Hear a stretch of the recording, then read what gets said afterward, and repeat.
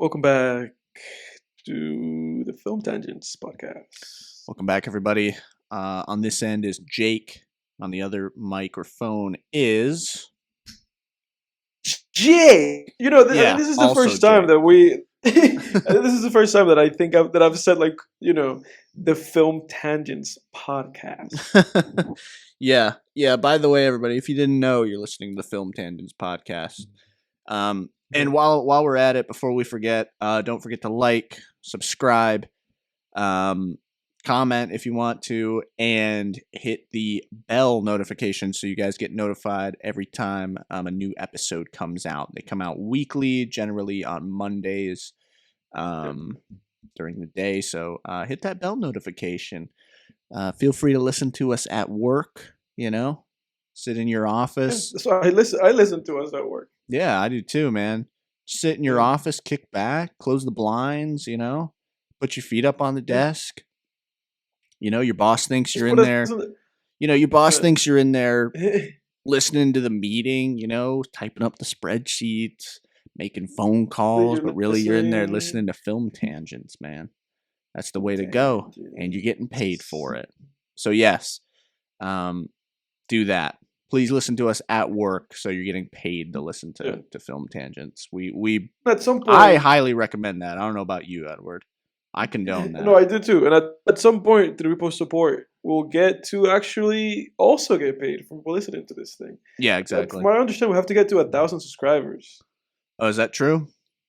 Yeah, and then the channel will be monetized, and then we actually we'll get paid like a cent for every 1,000 views or something like that. Yeah.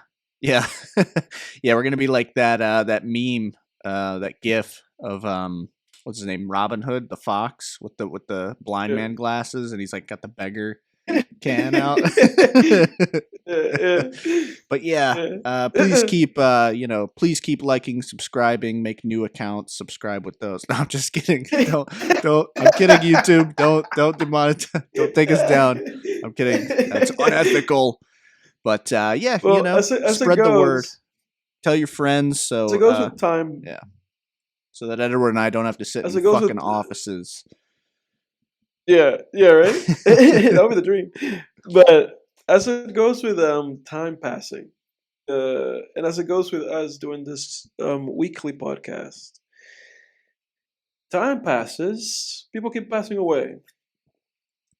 We've seen quite a few celebrities come and go in the time that we've been doing this podcast. We've only been doing this for over a year, a little bit. And today that person is Mr. Jerry Springer, who has died at age 79. Yeah. He's the host of the Jerry Springer Show, which ran for nearly 3 decades. And he was a cultural phenomenon. Yep. He was a very, very cool guy. And if you remember, if you're somebody who grew up in the 2000s and you ever stayed home from school, this is probably something that you were watching, either Jerry Springer or Murray's, one of these shows where this reality TV shows where people come in and they usually fight each other. Yeah. Yep, exactly. Yep. It's a great show. Yeah, rest in peace, Jerry Springer. You'll be missed. Left behind quite a legacy. Yeah, what more is there to say, man? I don't have too much to say. I mean, I don't have any experience with Jerry Springer, watching his shows or anything like that. But as with any human being passing on, man, it's one of those things, man. It's just it's where we're all headed. Not to get dark or anything, but hey, got to make the most of what you got here. Rest in peace, Mr. Springer. This episode's dedicated to that man, and as that being said, we move on to a different man who is not. Who this episode is not dedicated to. Yeah, who hopefully will die because of what's happening in the news.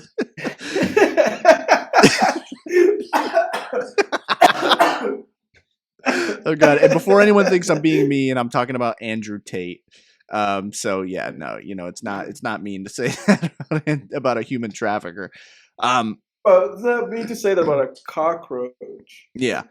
He's apparently looking, I don't know what he's looking for, sympathy or what, but he's Andrew Tate basically claims he's been poisoned by the Matrix in bizarre video as he shows swollen face and red skin. And like you look at this picture, dude, go Google this right now. Just Google Andrew Tate. He took this selfie that's allegedly supposed to show him like getting red and bloated. He looks totally normal to me. This is so stupid.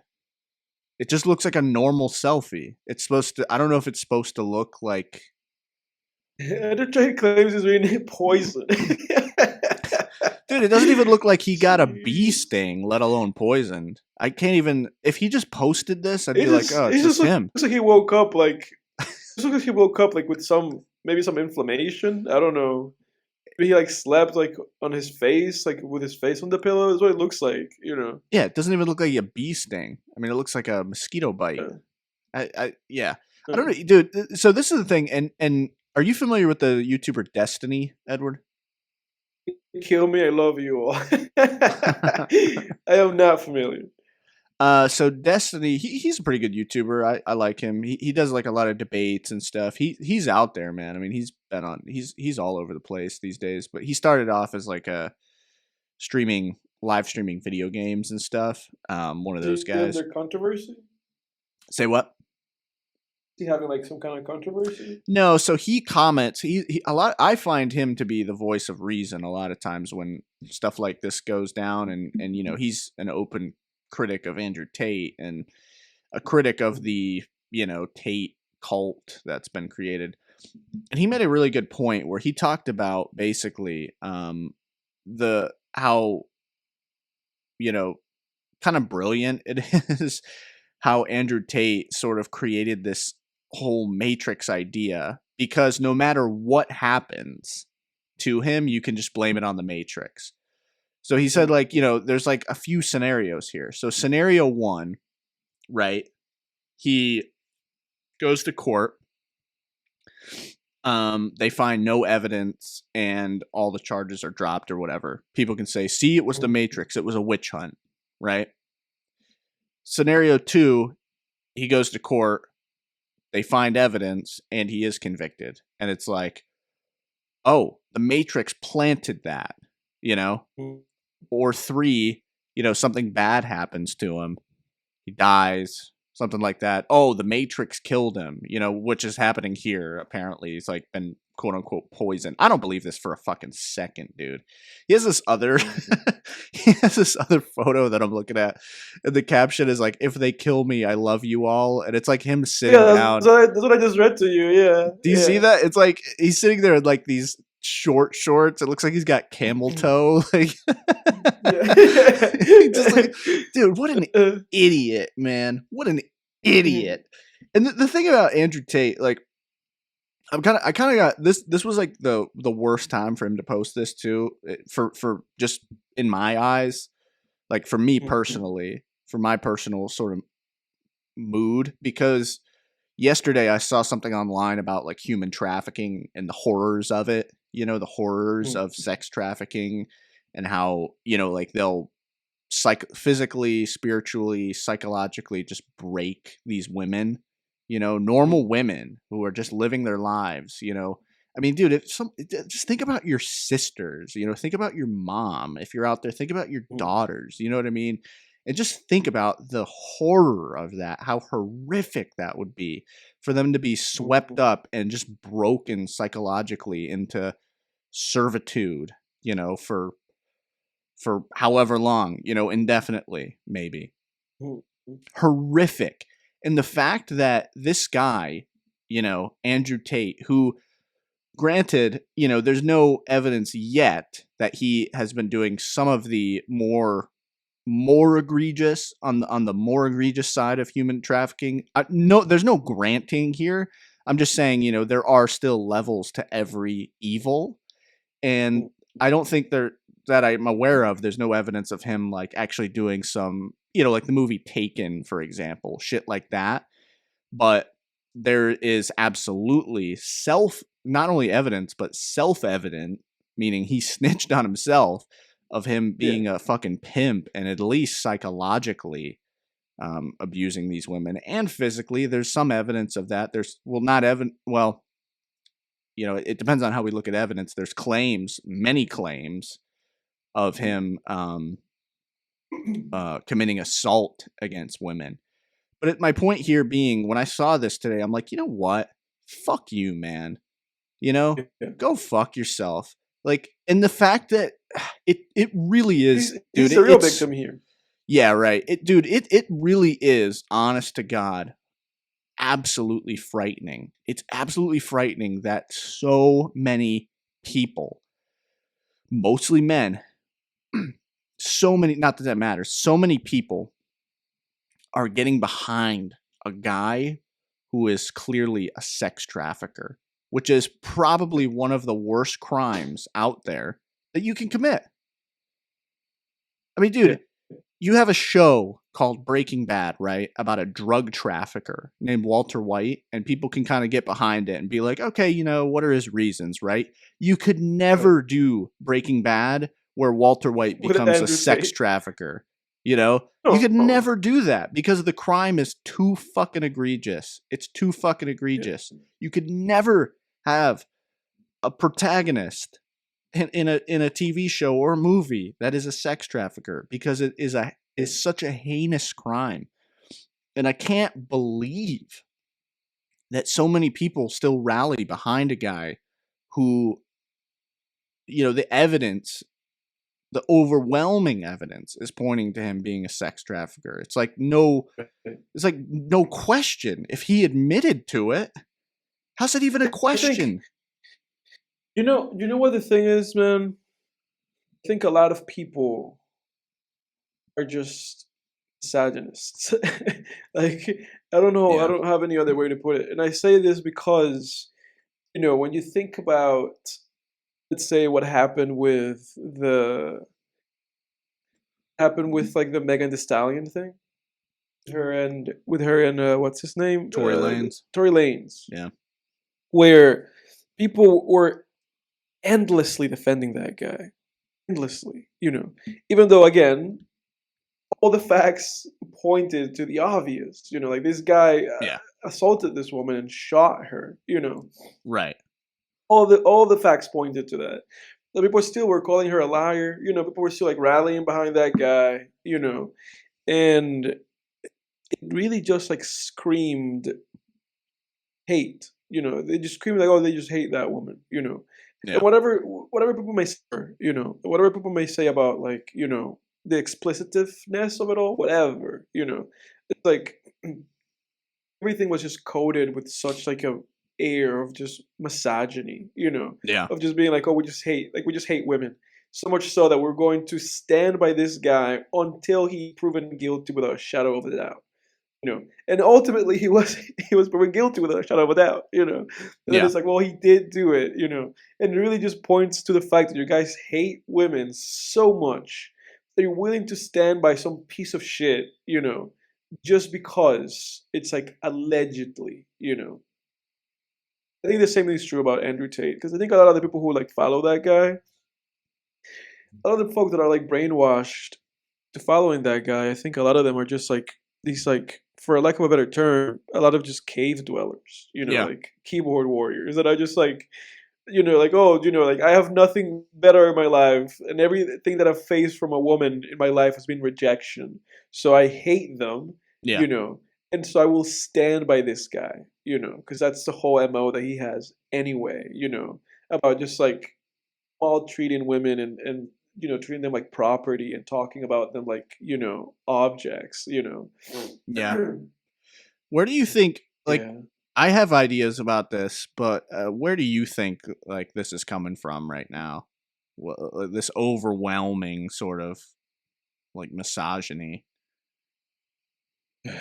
I don't know. I think there's a lot of things at play. I think a lot of things have happened over time that have just kind of put us into this situation, society-wise. And I think media has a lot to do with that. Yeah. I think one of the number one aspects of it is just media and these kind of like cultural clashes that we've been having, and just I think also how movies and TV shows have kind of I think movies and TV shows have kind of brainwashed people into thinking that they're supposed to relate to each other in a very specific way that is not actually based on anything, you know. Yeah. And I think because of that, I use people as the broadest way possible, like everybody. I think because of that, everybody just kind of has this idea, excuse me, of what the world is or what the world is supposed to be. That it's like not at all Yeah. these like silly, shitty ass like things have tried to inform us they are, you know. And I think because of that, we've reached a point in time where everybody's kind of this jaded, you know, like everything in terms of like all these statistics, you know, are just like down from where they were in the past in terms of like how much people like the birth rate in the country is going down, for Mm. instance, like people are not in relationships, people are not staying together in marriages, people are less and less and less like meeting other people in a way that is like significant to them, or like meaningful. So like the world is just becoming really alienated, and I think because of that, all the disappointment that people have been facing and all the alienation has just become into like hatred, just negativity. There's obviously like you can see somebody like Tate, you can see somebody like Trump, be like, oh, these are the guys to admire because they have, let's say, this outward like hatred or negativity that I want to put forth towards these other people in my life or whatever, Yeah. and also they are successful, so I'm just going to like grab onto them as like a like icon, like a god figure. Yeah. Yeah, because Yeah. what you said about them being successful is really important, because if someone like Tate was spouting off all of his points, but was a homeless person or just some bum in their Nobody would give a basement, fuck. people would be like, what the fuck? But because there's sort of this this sort of what do you call that, allure, this sort of magnetic kind of that creates a magnetism, that success, and that again, though, what's so ironic about it is these Tate guys, they're always kind of talking about women are bitches and this and that and their property and their da da da, just shit like that. I'm not saying all of them do, but it's just kind of this general consensus, very misogynistic, very objectification, not seeing women as like human beings at all. Because that's also just the easy thing to do. It's so easy to dehumanize another person because that way you don't have to like that way you don't have to like grapple with like anything other than just being like, oh, I guess it just is. Yeah. If you just take the humanity out of a person, you don't have to contextualize them as a three-dimensional being with emotions. Yeah, exactly. And the thing about it, the irony of it is that at the end of the day, Andrew Tate, like his videos and stuff are just him surrounded by women, Right. So it's just kind of like it's just weird. That's what's so weird about all that red pill stuff. It's very much just like it's very childish. Excuse me, in that sense of like, oh, I'm gonna, in order to get this thing, I'm gonna pretend that I don't want it, and it's just so, I don't know. To me, it's really obvious, what these what the red pillars are doing. I think honestly, a lot of it too just comes from. It kind of goes back to what we were talking about, when we were talking about Tate on that Cobra podcast. I think a lot of it is just, and this is kind of a tired point, but I do think dudes are just getting soft these days, and because they're getting soft, they're becoming less capable and less attractive to women, and that makes them angry, that makes them bitter, and then they go to guys like, they look at guys like Tate and they're like, oh, that's my hero, and that's what cults do. They get you when you're at your low point, that's when they come for you, right? Because if you were some baller out here. You'd look at Tate and be like, oh, that's, like, that's an equal, right? Bald, yeah, it's a bald equal. Yeah, exactly. You just be like, what a goof, Um, yeah, I don't know, man. It's really sad, dude, to be honest. It's really sad that that a sex trafficker is continually the top trending topic and has such a huge following and so much support. I mean, how sad is that, dude? Would you have thought 5 to 10 years ago that a sex trafficker would be like have such a huge following and so much support? It's like, oh, a sex trafficker. Yep, that's who's got this giant following. People in the comments. I mean, if you go to a Tate video, dude, and you scroll through the comments, people being like, "Top G, telling the truth." Da da da. You think? Do you think these guys? Do you think? Scroll down, have it spin, and then randomly put your finger down on one of the commenters. Mm-hmm. You think that guy is getting out here, getting money, getting hot women? No, it's like you said, he's a basement dweller. He's a fucking keyboard warrior. It's so sad. They just build up these followings of impressionable dumbasses. I don't know, man. It's just it truly is frightening, man. The level of brainwashing. It's weird, man. Because it's like, people are so impressionable, especially like young people. You know that a lot of that guy's following is just like a bunch of like, a bunch of like probably like a bunch of teenagers. Yeah. Or like in dudes in their 20s, or just like bitter dudes in their 30s or 40s. Like.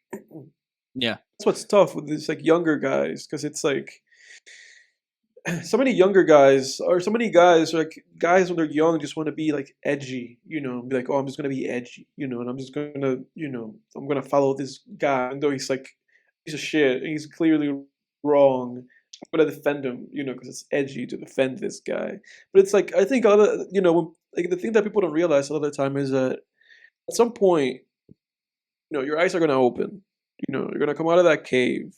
Yeah. You might find happiness. You might find love. In another person, whether male or female or whatever. And funny thing is that a lot of these people just eventually just look back at this type of shit and just realize, like, oh man, what the fuck was I even doing? Yeah. But the sad thing is that there's no. A lot of the time, there's just no stopping that cycle before it gets to that point where that person goes like, "What's I doing?" Like, there's no stopping it. People just do what they'll do until they open their eyes and realize, like, oh man, what the fuck was I doing? It's like that that saying that I don't know where it comes from, so I attribute it to Lil Wayne. Yeah. They say, he goes like, they say you don't know what you're doing until you stop doing it. So call me clueless because I do this. Yeah, man. I thought you were about to say that. For people just like. I thought you were about to say the other quote from the song "Love Me," but this one works too. What do you think I was gonna say? The one where he talks about coming to his senses. Oh yeah. That's right. No. Usually the only Lil Wayne song that usually like rings in my head is "Nightmares from the Bottomless." Yeah. But continue what you were saying. You were like, hopefully that guy disappears or something like that. That's but hopefully he disappears, because it's like, like, how do people wake up? A lot of time people wake up from these like idolizations and like cultism when like whoever the cult leader is just gets the guy in some way, shape, or form. And hopefully if that happens, they don't go down with them. How it has happened historically. Yeah. Cult leaders just like taking the cult with them. You know what I'm saying? Yeah. So I don't know.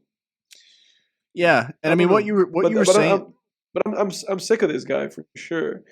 Oh yeah, I'm sick of him looking for sympathy. For Twitter Blue. Yeah. Because I mean, that YouTuber Destiny brought up a really good point. I think he was in a debate with this massive. There's this really idiotic YouTuber named Sneeko. He's like basically an Andrew Tate clone.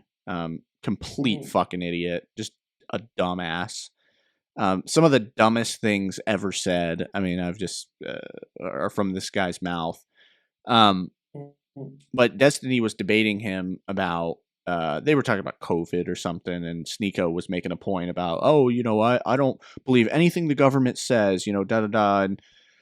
And Destiny said that just makes you, you know, a sheep of the other herd, you know. Right. And I think that's a huge thing that you need to be careful of, because I think there is this sort of feeling of like, you know, this Matrix feeling, right? Of okay, I'm in a herd, right? And I want to awaken and liberate myself.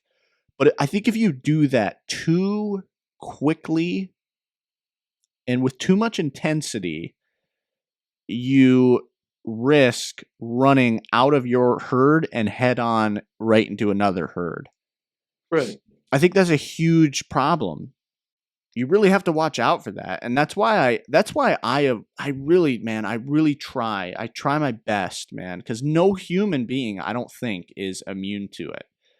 I think it's very real. It's something we've all experienced at one time or another, where we feel very passionately about an idea. And then we feel so passionately about it. We feel so passionate about it at a specific point that we just dive head first, man, and nothing else is right and nothing else is sound or logical, you know. And I try my damn best these days, man, to avoid the isms, the titles, the political figures, I'm a Democrat, I'm a Republican, I'm an atheist, I'm a Christian, you know, just I try to avoid like all of that shit. I really do try to just be skeptical, because it's so easy as a human being, I think, to just fall into a fucking another herd, you know? Right, because that's like something that I remember you and I talking about like a long time ago, and the idea of the conversation was that it's like, you know, people in trying to separate themselves from people put themselves in boxes, you know, and other people are in those exact same boxes. So you're not really separating yourself from anybody, you know. You're just like you said, like so like zeroed in on this like idea that then you have blindfolds on, you know. And it's funny how shit like that happens, you know, because it's like, and like you said, it just happens like, you know, it just kind of just happens to everybody in a way, you know, at one point in life or another.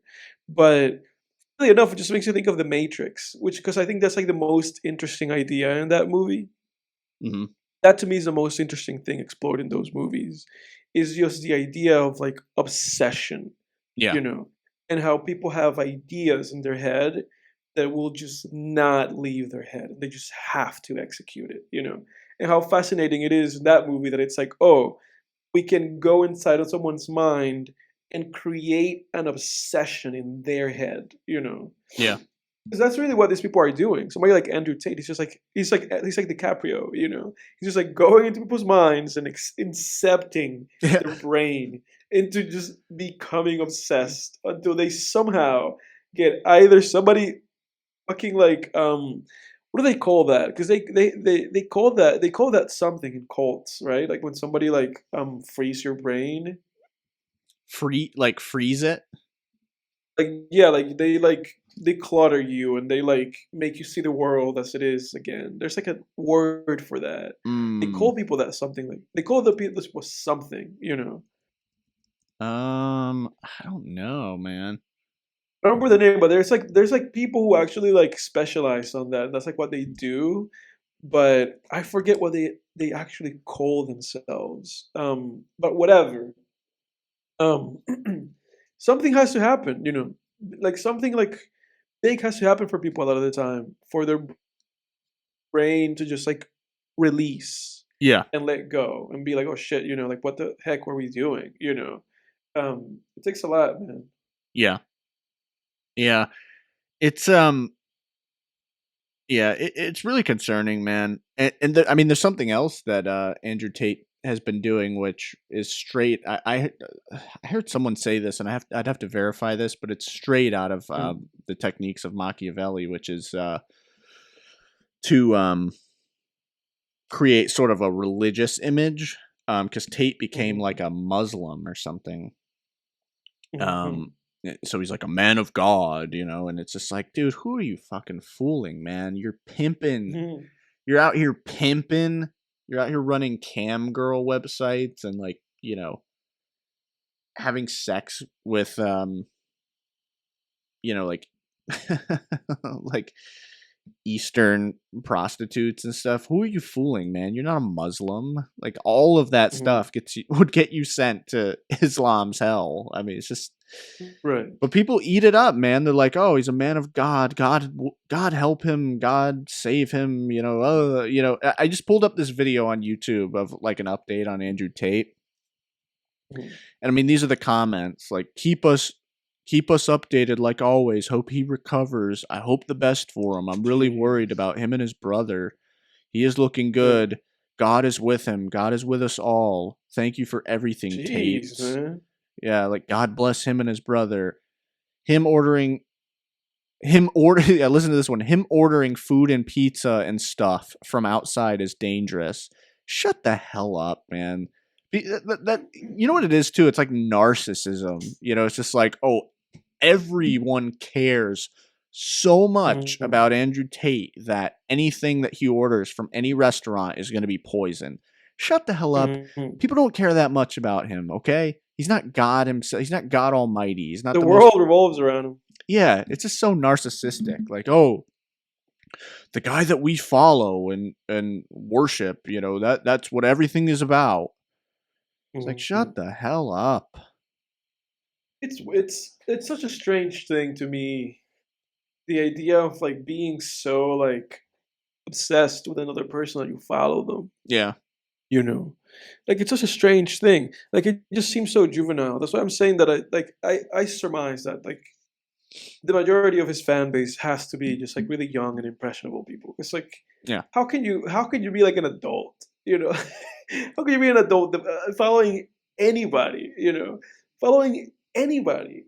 Like, they if exist, I was like man. typing, just saying, keep us updated. God bless you, Tate brothers. I'd be like, what the fuck am I doing? What is going on, man? Edward, what is this life? Give me your dirty underwear. I'm doing. Give me your t-shirts. I'm doing white. I'm cleaning whites today. Yeah, like, dude, come on, man. Like, like in your mom's what kind basement. of a grown person? No, like, what kind of a grown person, like, can type something like that? It's embarrassing. Like, I'll be embarrassed. Just even if nobody ever saw that but me, I'll be like, oh man, I did that, man. I'll be embarrassed about that shit, man. People have like no scruples these days, man. People will just do and say whatever. It's like, where did having shame go? Because shame is a little bit good. Because shame keeps you in fucking check. Yeah. It does. It keeps you in check. People don't have shame. People don't have shame, man. People do whatever the fuck. It doesn't matter. Like, shame on that person for writing that dumbass comment. Bless you and your brother. Yeah, I mean, I don't know what God's gonna be blessing them. And what you're saying too is correct about their at least some of their audience is young and impressionable, because I heard a story about I think there was like it was on the news, some middle schooler who was a huge Tate fan saying that like he wanted to switch classes because he didn't want to be taught by a woman or something like that. Just shit like that. And that's sad, man, because it's like, if his parents don't unwash his fucking brain, I mean, he's gonna grow up and he's gonna be a piece of shit like Tate, who hopefully isn't smart enough or doesn't have the endurance or the discipline to actually develop such a following or as big of a reach. But yeah, it's really sad, man. It takes a lot of young people time, man. It takes a lot of young people time, because I feel like a lot of young people just like, again, just like get involved in these things, get involved in just like edginess and like racism and misogyny, like, I feel like a lot of young people just do these things, and it just takes time. And it sucks that we live in a world where people are just like so prominently exposed to these things. Yeah. So many websites, so many figures, so many things.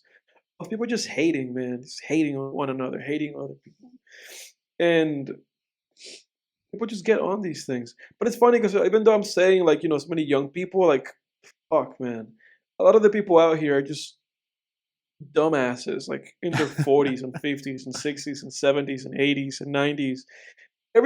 All human beings are just a bunch of babies, man. Yeah. What goes up? Everybody just stays a kid, Yeah. Well, I think another issue with the human psyche is that I think people like, because that's one of the big cult techniques, is creating a big us versus them mentality. And people love to feel like they're on, I think that it's that tribal thing of like, we love to feel like we're on the winning team, Yeah. Like when I go outside, when I go, downtown in any city and I see some street prophet, just street preacher, like preaching at the top of his lungs saying, you're all sinners and you're all turning away from God. I don't think for a second that person actually is like, I'm out here because I really care about the souls of these people around me. I really think all it is, I'm right, everyone else is wrong, and I like feeling right. And I like feeling like I know something that everyone else doesn't. Like, you know what I mean? And that's where that whole Tate thing comes from too. It's like, oh, we're outside the matrix. Like we know something that you don't. Yeah. Some televangelist, right? Like,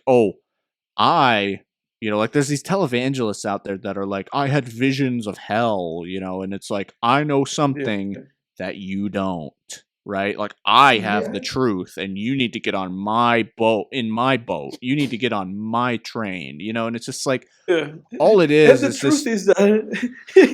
truth is that hell is a wonderful place. Yeah. Yeah, exactly. When I die, fucking I want to go to hell. Because I'm a piece of shit. It ain't hard to fucking tell. I think it is that feeling of superiority. It's that feeling of like, I'm praying for your soul, Edward. I'm praying for your soul. Jesus, God loves you, Oh, Edward, I really hope you get out of the matrix and see that Andrew Tate is right, That's all it is, man. It's just fucking superiority. It's like, I have the answers. You don't have shit, man. Okay? No one has all the fucking answers. You don't know what happens when we die. You don't know who's really running the world. You don't know who's the Matrix. Who's the fucking Matrix? Name one person who's in it. Name who's running it. What is it? Give us some answers here. It's just ridiculous, man. And that's one of the big things about the technology these days and media being so prevalent. It's like you said, people having access to all this stuff. It's now easier than ever to create a cult. And it's easier than ever to have this, like the reach of cult leaders and cult content creators is massive. It's so, their reach is fucking huge. But all that being said, Jake, all of that being said, everybody listening, join our cult. Yeah.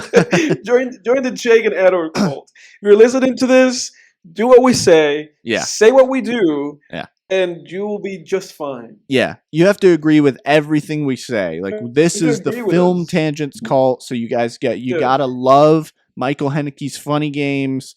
You have to hate Gone Baby Gone. You hate Gone Baby Gone. Yeah. You hate La La Land. Yeah, you gotta. Talking about La La Land, I want to talk about that guy. I want to talk about Damien Chazelle. Well, you have to. Okay, here's the thing. I'm not even kidding on this one. If you listen to this podcast, you have to hate Jojo Rabbit. If you didn't like Jojo Rabbit, you do have to hate. Get out. Jojo Rabbit. Get out. Close the window. End this podcast. Unsubscribe. No, I'm just kidding. Yeah. I'm just kidding. No, do all those things. He's not kidding. Or if he's kidding, I'm not kidding. No, I'm kidding. Well, yeah. Doesn't matter. You can like whatever you like. But I just wanted to say that, because it's like people just create interpersonal relationships with folks that they don't know. This is how this shit starts, with Andrew Tate. Yeah. And if you're listening to this, You don't know who we are. We're just two dudes online. If you want to school with us, fuck you. Holy shit, it scared me.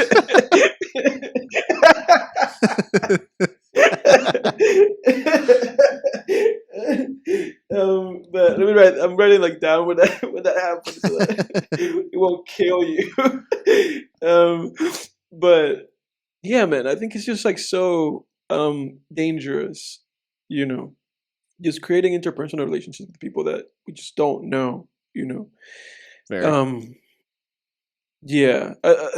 Everybody just be friends with your friends and family who you know. Yeah. And like if you're just like listening to like fucking Andrew Tate or like YouTubers or podcasters or whoever, fuck them. You don't know. Yeah. Make your own opinions about things. That's a good way to put it, Edward. That's well put. Yeah, that's it. That's the only way to really the only way to quote unquote, if you want to just be like woke, who even knows what the fuck that is. But just have your own opinions, and try not to see yourself in a position where you see yourself just being in a box, because that means that you're probably not having your own opinions. Yeah. And don't think that, and that too, I said this on another episode, but the way to tell that you're in a cult is if you, along with a bunch of other people, think that you have knowledge or answers that everyone else does not. That's how you know. So if you always be questioning things, I think.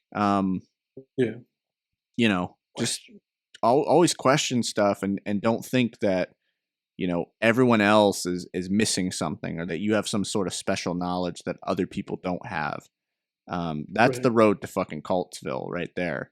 Also, fuck everything I'm saying because you don't know me either, so exactly. Don't listen to me. That's the thing. We're just just don't listen to us. Just listen to this podcast just to have some fun. Throw some ideas around with us and in your head. But whatever Jake and I say, it's not facts. The world just is. Yeah.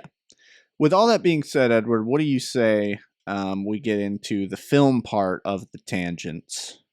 I say we do. 45 minutes into the podcast seems like a good time to do it. We're doing better than we did last week. It wasn't until an hour in. Until an hour and a half. That we got an hour and a half into the podcast. But yeah, go ahead with your topic first, Edward. This is the big question that I have for you. And this is a big question that I have for the film-loving audience listening to us. And this is something that I really want us to kind of like try to nail down, like an answer to. Okay. Is Damien Chazelle a one-trick pony? Well, he only has 3 movies, right? And I've only seen 2 of them. He has 4 movies. Does he? What's his 4th one? He has Babylon, Whiplash, La La Land. What's the other one? That space movie. First Man.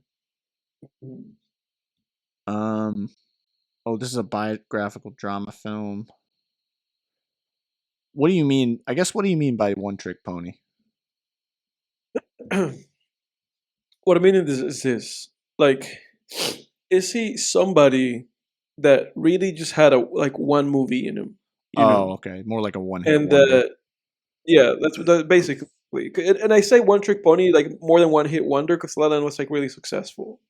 La La Land was more successful than what's the name of that movie? Whiplash. Yeah. But the reason why I say one-trick pony is because La La Land is very much like Whiplash, and it's like in the fact that it's like this movie about the pursuit of art and the pursuit of success.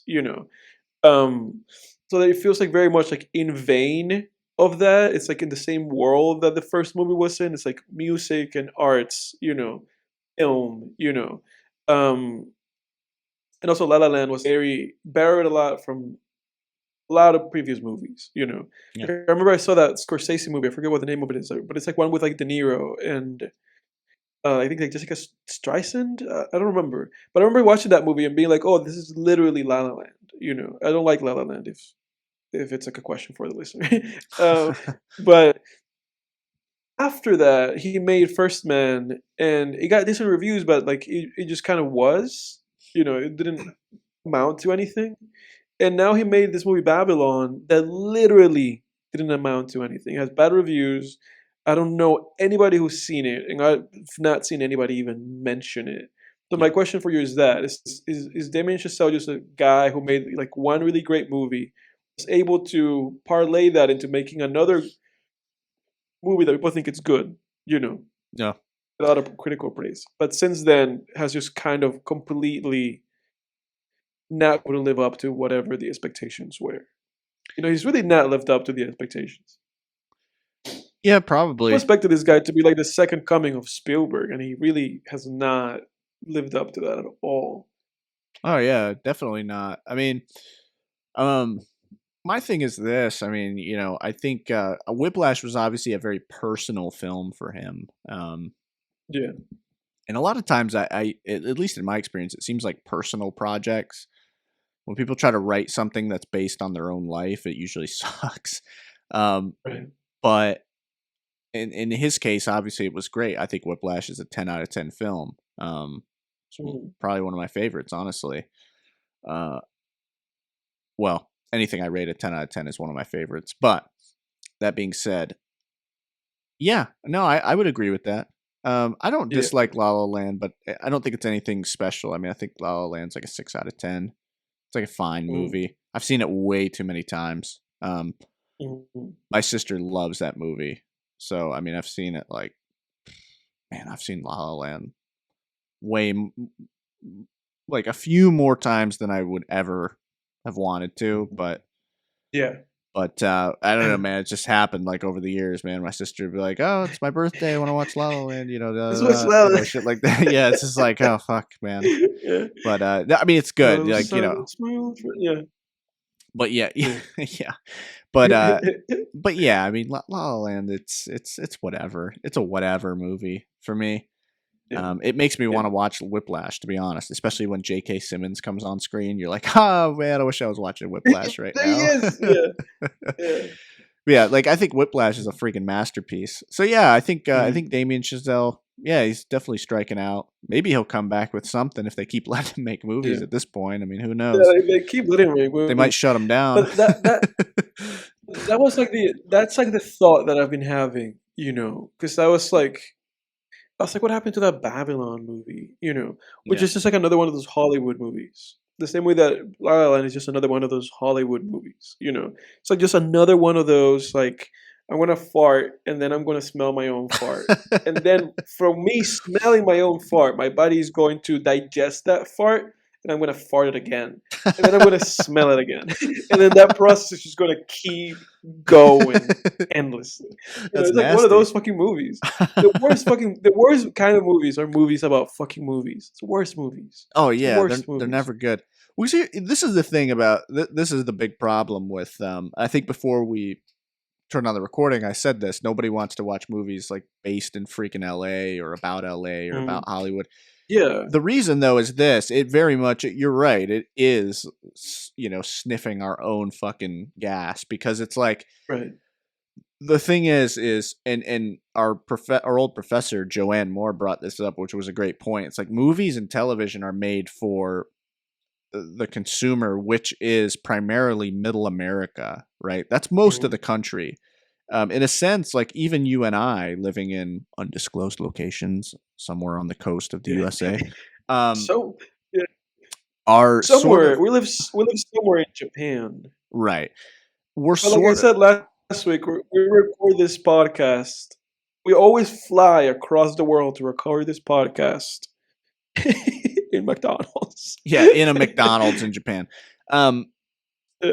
But my point is you and I live in, again, undisclosed locations somewhere on the coast of the US, which I will neither identify as the West or East Coast. And we're sort of in bubbles, we're sort of in a bubble.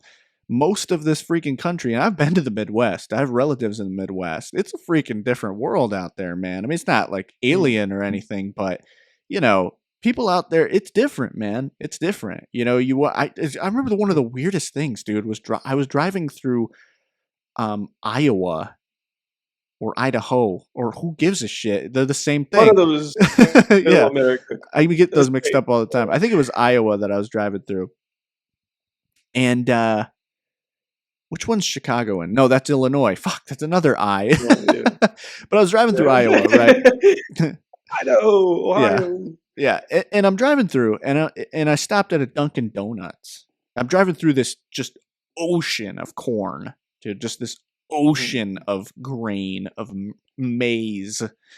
And I stop at this Dunkin' Donuts, and like I walk up to the counter, and there's just like these people who work at this Dunkin' Donuts, and I look out the window, right, and I just see this sea of freaking corn. I mean, it's like children of the corn. And I look back at the people, and I'm like, this is their world. Like it was almost like I was on another freaking planet in a way. Not dehumanizing anyone who lives in the Midwest, because that's like probably our audience too. But I'm just saying, like it's. My point here is that you're right. It very much is like making stories about Hollywood, because it is sniffing your own freaking, your own freaking gas, because it's like people out in the Midwest or the rest of America can't relate to that. Who gives a shit? I don't give a shit about these Hollywood parties or what happened on this film set, or oh my god, like we're trying to make a movie. Like this isn't movies. It's just bizarre, because it's like movies are made and art is made to comment on the human experience, which is elsewhere outside of movies. Right. So all this meta, that's what's getting really boring about all this meta shit too. It's almost like we are, to bring it back to that Matrix thing, it really is almost like we're just plugged in, and the cords are all leading to Los Angeles, to Hollywood. It's so weird. It's funny, man, because it's like, they always say like, you have to make art or movies over like what people say that all the time. But it's like, if what is just some boring piece of shit, don't make art about it. Yeah. If all that it's like, oh, I live in LA, and I go to the store and I buy some coffee, and I talk to people who work in movies, and I make movies. I guess I should make movies about making movies. It's like, no, dude, don't make those fucking movies. Don't make La La Land, and don't make Babylon, because they fucking suck. Who cares, man? Like at that point, if all that is bullshit, like boring ass bullshit, move somewhere else, or better idea, get somebody else to write your movies for you. Get somebody else, read someone's screenplay, and be like, oh shit, the screenplay is great. Let's make this into a movie instead of fucking making your own movies, because your own movies suck. That guy has failed completely. Yeah, like in my eyes, Well, it's like he's sort of making movies along with his personal experience, like as it goes. So it's like when he made Whiplash, he was like, well, that's what I know is being a music student. And then when he made La La Land, he's like, that's what I know is trying to make it in LA. And now that he made Babylon, it's like, well, that's what I now know is being in LA and making movies. Being successful in LA movies. Yeah. Dude, get the fuck out of here, man. Oh, wow. It's silly, man. Yeah, I just kind of realized But it is, that. Yeah, that's why I was saying that. It's like, dude, stop making movies about what you know. Do something else. You're boring. I don't write stuff about what I know at all. It's like, man, like I think Damien Chazelle has made 4 movies, and I think what he's shown us, to be honest, is like he's a one-trick pony. He has not been able to replicate people like Tarantino, who have lived in LA their whole life, but he makes like, other than Once Upon a Time in Hollywood, which I still think was great, despite the Hollywoodness of it all. Yeah, he's managed to make like very not we're making movies related kind of fucking movies. But yeah, because Tarantino grew up like us, just loving films and loving these stories about faraway places and people more or less like you. That's why I think Whiplash succeeds, where like La La Land and Babylon fail. It's because Damien Chazelle is sort of getting further and further away from the average Joe, and whereas like Whiplash is about an average Joe who wants to not be average, right? And that's why Whiplash is so great, I think. I think when you get to a point like that creatively, where you just have so much success, Mm. I think you have to kind of challenge yourself a little bit. You know what I'm saying? Yeah. It's like, dude, move somewhere else. Like, like like whenever a filmmaker continues to impress me, whether it's like Tarantino or whether it's what's his face made Dune, Denis Villeneuve, like whenever I encounter filmmakers like this, I just manage to be so consistent. The answer to that consistency of quality usually is challenging yourself to Yeah. think outside the box, you know. Or if you just can't seem to challenge yourself, then literally restrict yourself. Make that a challenge. That's what like Von Trier did with the whole like dogma movement, Right. which is like just create rules. Just say like, oh, in this movie I won't have fucking whip pan shots. Maybe do that, Damien Chazelle. maybe you know what I'm saying? And we go like, well, this script will not have anybody whose profession is an actor. Right. So that's a start. Yeah. I don't know. I feel like I've just been disappointed. Like I feel disappointed in movies, and I feel disappointed in media right now. I watched a video today that just talked about how Tarantino said that this is the worst decade in movies like history that we're living in. He was saying that the worst decades in movie history are like the 50s and like now. Oh, I That's what gotta look. I he gotta look said. this up. And The 50s. this was not yeah, this was not recent. This was like you and I are both late to this because this was like he said this like a few months ago. Oh, did he? Oh, I might have heard about this, but I Um, didn't. yeah, Was Tarantino right about this era of movies? Oh yeah, yeah. Oh, you know what? I think I did see part of this video, maybe, but I got pulled away or something. I gotta put yeah, this on my. I gotta save this to my playlist here. yeah. Yeah, Yeah. But I wanted to mention that because I wanted to be a topic that we mentioned here, yeah. Well, it's and like it we. was because Oh, go ahead. go ahead. No, go ahead. Go No, go ahead. Go ahead. ahead. We're like fighting now.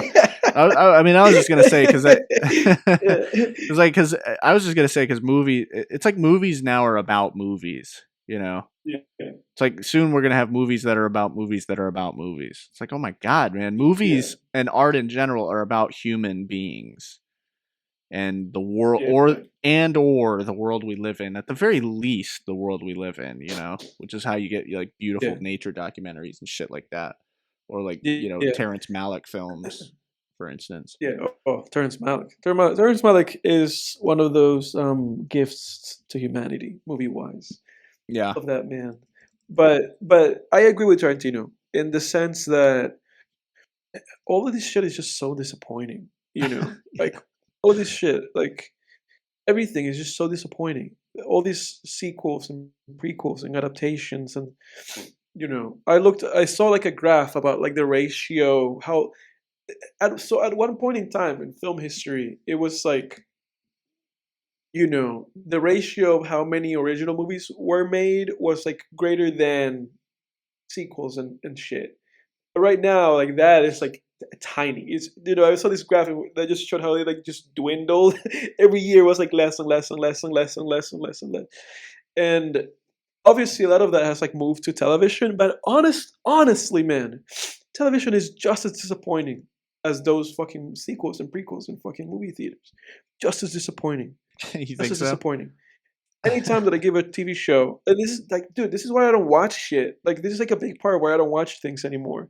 Anytime that I give like a TV show like a go, it ends up sucking. Anytime that I sit down and I go like, oh, let me watch this show. That's why I don't even like doing it. It's like, oh, I just don't want to. I don't want to like set myself up because seemingly, unless a show is like written by a man named Vince Gilligan, it sucks. The guy seems to be the only person like doing television justice. Because it's like, dude, I mean, how many shows has it been that I've seen now that it's like, oh, it sucks, and it's not even, and I can't say that it's like, oh, I've just been like in a stage of depression for the last 8 years or whatever, because like all through film school, everything that I saw was like, oh, sucks, and it's still that way, Television We wise, watched you like, mean? yeah, because and I'm just saying this because that's like a big thing with people. It's just like this defense, It's like, oh, original art. It's like not in theaters anymore, and it's not. Everything in theaters is just a fucking sequel. And I sent you the poster for Flounder from The Little Mermaid. It looks like a nightmare. It looks like an actual fucking fish. And actual fish are not are seldomly like Cute. visually like appealing or cute, No. They look grotesque and Dude, slimy. fish are terrifying, man. Most species of fish are nightmarish looking. They're adapted and to Flounder survive. looks like a nightmare, dude. Yeah, because fish are adapted to survive in like very hostile environments. You're right. They're very unappealing. Well, Disney keeps doing that, man. They did that with the Lion King. There was like no emotion on the characters' faces. They're like Mufasa's death in the remake of the Lion King. Simba's like, no, but the face look like that's the It's voice, nothing. but the face is just this lion cub who looks like it just woke up from a nap. Yeah, like, what the hell are you doing? To give a shout out, YMS has a great like 2-part series. What do you and I have talked about that, right? Oh, I think we did, yeah, on an old episode. Yeah, he has like this whole movie. He also has this whole like series. It's like being like the Lion King sucks, and he points that out. That it's like this movie has no emotion, No. And they keep doing that. It's like they don't learn, and they don't learn because those movies have financial success, Because that's like the fucking place that we're in with movies. That it's like, oh, yeah, we're gonna make Ant-Man Quantumania, and everybody knows it sucks. It's a piece of shit movie, but it made money. So it's like, well, let's prepare ourselves to see Ant-Man, Metroidvania. Like, it's coming, Like, as soon as these movies are profitable, these studios don't learn because they just have this, like, fucking echo chamber.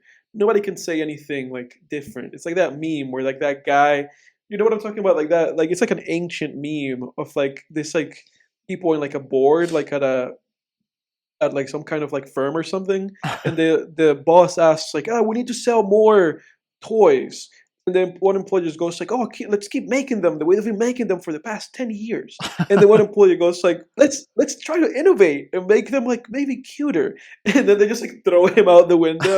Yeah, that's what Hollywood is in my head. It's like time that anybody raises their hand and goes like, should we try this? They go like, no, you're fired, get out of here, Yeah.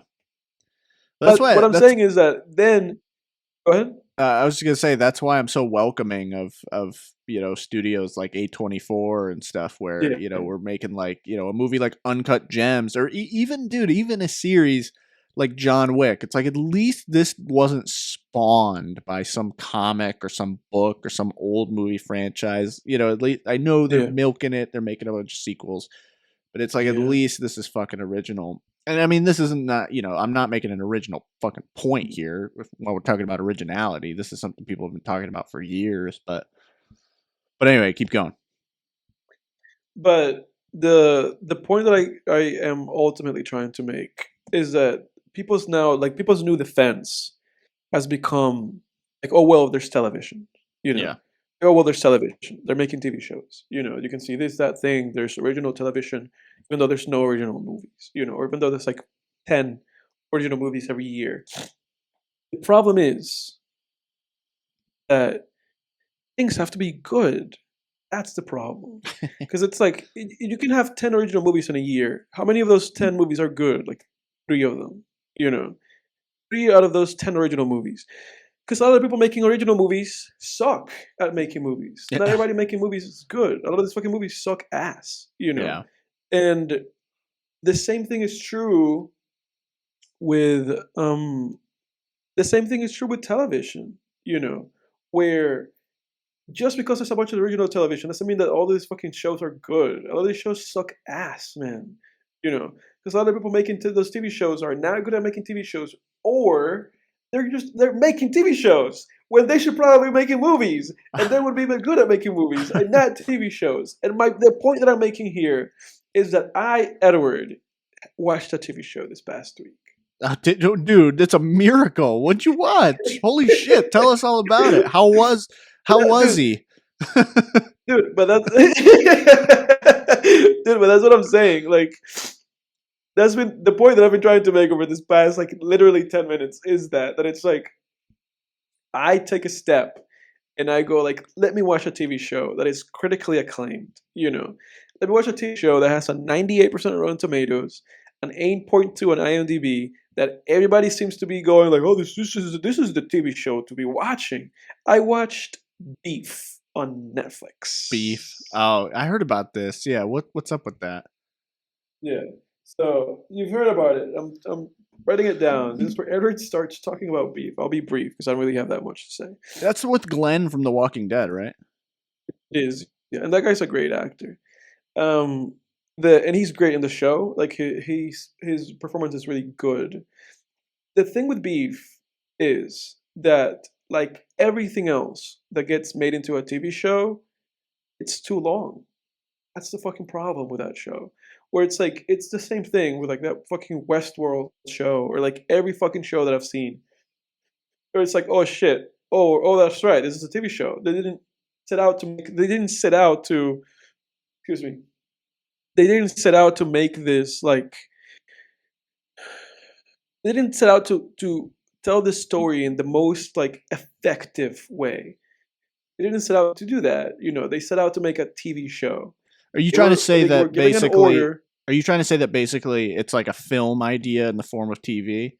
Because that's my pet peeve, dude, with TV shows. When I watch a show and it's like, this is an idea for one 90-minute movie. Yeah. Yeah, dude, and that's the thing with that show. And like I don't know how that show is getting so much praise. Because I've seen half of the show now. I've not even seen the whole show. I don't even know if I'll see the whole show. I've only seen half of it. And the first episode is pretty good. Like I'm not gonna lie to you. The first episode like hooks you, And then I watched the second episode, and at the end of the second episode, I was like, how much more how much more can they fucking squeeze out of this thing? Like I was like, I'm at the end of episode 2, and I'm already like done with this shit, And there's 10 more episodes, and I am looking at how thin this idea is, and I'm like, where the fuck are you taking this? And now I've seen half the show, and I'm like, and by half of the show, it's already jumped the shark. By the way, it already jumped the shark, and I'm like, well, it jumped the shark. There's the logical things are happening, the things that are out of character are happening, dumb shit is happening. Like, I don't know, man. I don't know what to say. Because I agree. Ultimately, I agree with Tarantino. This is the worst time in movies. Because a lot of the people making movies are not movies or fucking TV shows. A lot of the people making these things are not good at making these things, or they should be making one thing and not the other. Because the fact that original content is in television right now makes it for worse television. It's just making it to where television is the de facto place to go to tell original stories. And a lot of original stories are not 10 hours long. A lot of original stories are an hour and a half. 2 hours, 3 hours, maybe. This is fucking ridiculous, man. Yeah. Well, yeah. I mean, the thing is too, it's an industry like any other industry. There's a lot of ass kissing, networking, and stuff like that. Right. But there's sort of an added layer of nepotism that I don't think you find in other industries. The reason being is like, okay, if your dad's a fucking engineer, for example. It's like, well, I may or may not want to be an engineer, like whatever. If your dad's a fucking famous actor, hell yeah, I want to be a famous actor too. Yeah. Your dad's a famous film director or producer. I want to be one too. Well, he's got all these Hollywood connections. I can go Hollywood. So then you get untalented people who just are like, oh, I have ideas. And executives are like, well, we got to hire Brad Pitt's, son-in-law or whatever. Dude, like Francis Ford Coppola's whole family makes movies or writes them or stars in them. Like if there's not a bigger like look at all this fucking nepotism than that, what is, man?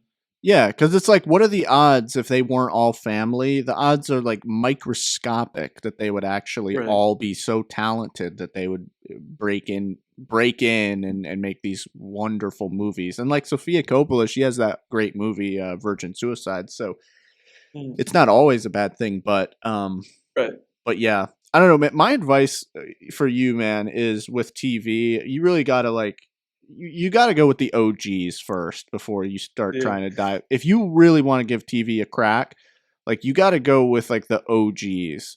You know, you've already seen Breaking Bad and Saul, but you got to go with the OGs, man. The Wire, Sopranos, Hannibal, Mr. Robot, you know, like the OGs of like these are the shows. You know, I would go with those before if you really want to take a crack at television, because TV is so hit or miss, man. Because it's like movies these days. Like a movie you'll have 98% on Rotten Tomatoes and you go watch it and you're like, that fucking sucked, man. Right. You know, you really, I don't know. For me, I just try to, when I am making an educated decision about like, am I going to start this show or am I going to start this movie? It's like, does the premise freaking hook me? You know, it's like, is this really something? And the thing, even just the title, Beef. What's it about? I don't even know anything about it. It's about chefs. It's just like about like no. It's literally about just like it's like literally about like beefing, because it's like the guy from Walking Dead. He has like he just has like a road rage incident with the other protagonist. This lady called her last name's Wong. I forget what her first name is. But she's a comedian, and it's like them having beef. They literally just like hate each other, and it's like it becomes this like spy versus spy show, which is an interesting premise. So I checked it out because I was like, oh, it's getting good reviews. Everybody's fucking talking about it. Netflix was recommending it to me because it was the #1 thing on Netflix TV shows wise. I was like, let me check this shit out, you know. And again, like I said, the first episode was good enough to make me go like, okay, let's see what else is in here. What else is in there? It's not good. Like honestly. This is what I hate the fucking most about television. I remember that I became aware of it with The Walking Dead. The Walking Dead was the show. It was the show that made me understand that it's like, oh, so much about television is just time wasting. Because the only things that matter are like the first like 1 or 2 episodes, and then the last like episode, you know, or the 9th and 10th episode of a 10 episode show, you know. That was of time. That was The Walking Dead opened my eyes. The Walking Dead was like was my Matrix moment for TV shows, where I was like, "Oh, this show's me pulling my leg." You know, I remember watching like season 2 and 3 and 4 of that show. I quit halfway through season 5, but I remember watching that shit and being like, "This show's really pulling my leg." You know, oh man, I was a teenager. I was like 13, 14, and I was like, "This shit's just wasting my time." And ever since then, with TV, I'm always just like, "Oh, this shit's just wasting my time." It's going nowhere. It's just biding its time. It's not doing anything with the characters. It's not doing nothing, you know, until we just reach the end point of this shit. Hate it, dude. Yeah, you really have to. Can't stand television, man. Yeah, I mean that's the thing. If you're writing a TV show, man, you really got to make sure that every episode matters, man. Because that's the thing. Like when I've said this before, but when I go back and rewatch episodes of Breaking Bad, every episode there's no filler in that show, no fucking filler. That's what amazes me every time I go back. I'll rewatch any episode and I'm like, I remember this and I remember exactly why this happened. Everything is important in that show. There's shows that you can miss an episode and it's like, it wouldn't really matter that much. You miss one episode of Breaking Bad, you're like, you'd be like, wait a second, like this doesn't, something went down, right? Because everything's fucking important. Every episode moves the plot forward, moves the characters further along their arcs. Did I said Breaking Bad, right? I didn't say Walking Dead. Yeah. I'm making sure I didn't misspeak. And that's what I'm saying to you, because like that's like why, you know, I'm like, I can only watch certain fucking shows because I can't stand it. I really can't stand television. Yeah. Like I can't stand just like I really can't stand just like this like lack of brevity and all this bullshit. You know, I really can't stand it, man. Yeah. It's like the worst for me. And you know this because that was always my biggest fucking shit, because we took a television class. And every show that we saw in that class, I was like, I hate that show. I will never see that show.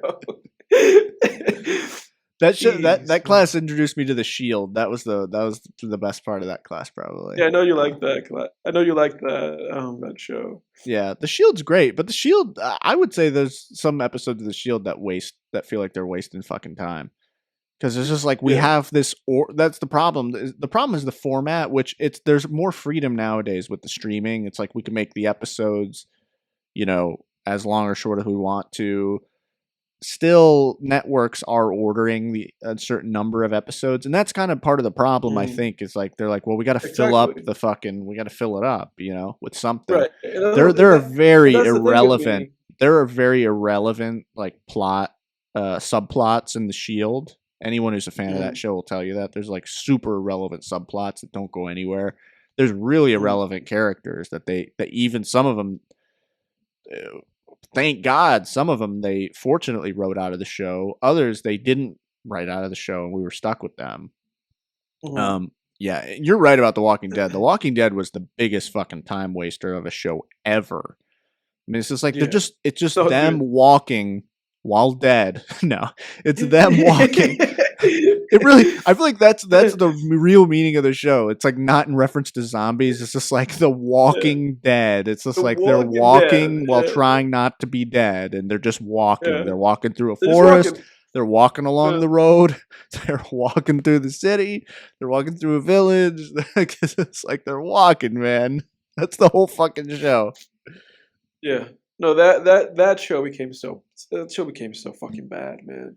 But that horrendous. That's really my rant. It's my rant is really just that. It's like in terms of content, in the time that we're living in right now, there's so much content being produced, insane amount of content every day. There's a new movie or a new show or a new something on one of these streaming services. Most of it sucks. Most of it is like really bad. Doesn't fucking matter, or whatever. Maybe I'm just a hater because we always see other people like it. Other people like these fucking shows. So I know the problem. People are not making shows that are catering to me, obviously, and I'm really dissatisfied. I don't know when you're gonna pick up Hannibal, man. I've recommended that show to you on every podcast, probably. I know I will. Trust me, because I know you, man. You like Kubrick a lot. Yeah. Do you like David Lynch? Yeah, I can't say because I've not seen any of his movies. Oh, okay, gotcha. I've only seen Eraserhead, and I don't think I can really take much out of that one. Yeah, Hannibal. I've said this before, but I mean, Hannibal's like, it's like a Hannibal Lecter thing. The creator said he was like, what I set out to do was.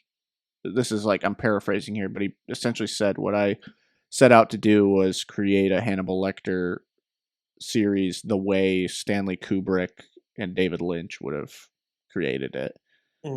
I don't know. That show speaks a lot on the human condition in ways that I think you would really enjoy. But anyway, that's the only Hannibal honestly is the only show that comes close to like actually touching Breaking Bad with even a fingertip. To be honest, and Better Call Saul. But anyway, what do you? That's what I. Go ahead. I was just gonna say, what do you say? That I get into a couple of my film topics for the week.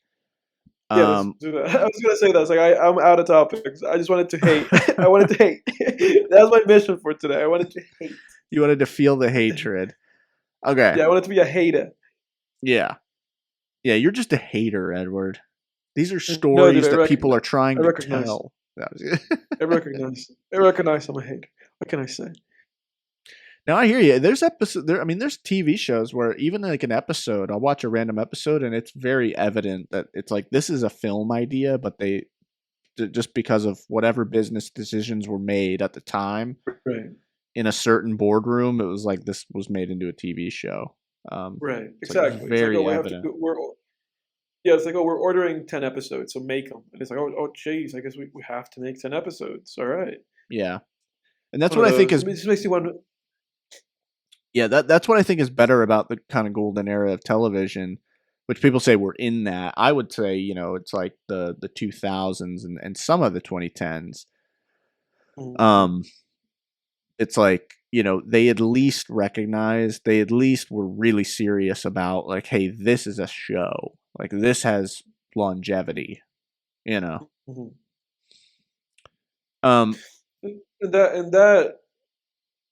That's the thing with me, man. That it's like I just can't, I can't hack it. I can't hack it with these things, with these shows that are just like, okay, like I see that you're like that. I see that they just put you in a situation and you are creative and you're just trying to take like. Obviously, I would do the same thing. I would take the opportunity to be like, oh fuck, they're saying that I have to do 10 episodes. I'll have to do 10 episodes. But I'm not gonna enjoy it. Yeah. It's like it's a disservice to everybody and to the thing that you were trying to do to begin with. But hopefully the person that's making this show gets another gig after this one and they can actually have like some control. Because I bet that if they do, they would not be doing this. That was the thing that I would admire like about Louis C.K., regardless of how controversial of a figure he is, that he made that show Horace and Pete, and each episode is a different length because each episode took a different amount of time to tell each story. Right. And it's like, dude, that's great. The final season of the show Louis is like 8 episodes because that's how long he wanted to make that season. I think creative people should just have creative people obviously after they prove themselves because you can't just give anybody just be like, oh, do whatever the fuck you want. It's like, all right, but these things should be more malleable. They should be a little bit more flexible. It shouldn't be Yeah. like, oh, everybody makes a 10 episode show. It's like, dude, fuck that. What if the show just has to be 3 episodes? Just make a 3 episode show. Yeah. Well, something that they're doing now too is they're starting to shorten shows. I don't know what this is, but shows are starting to end after like season 4.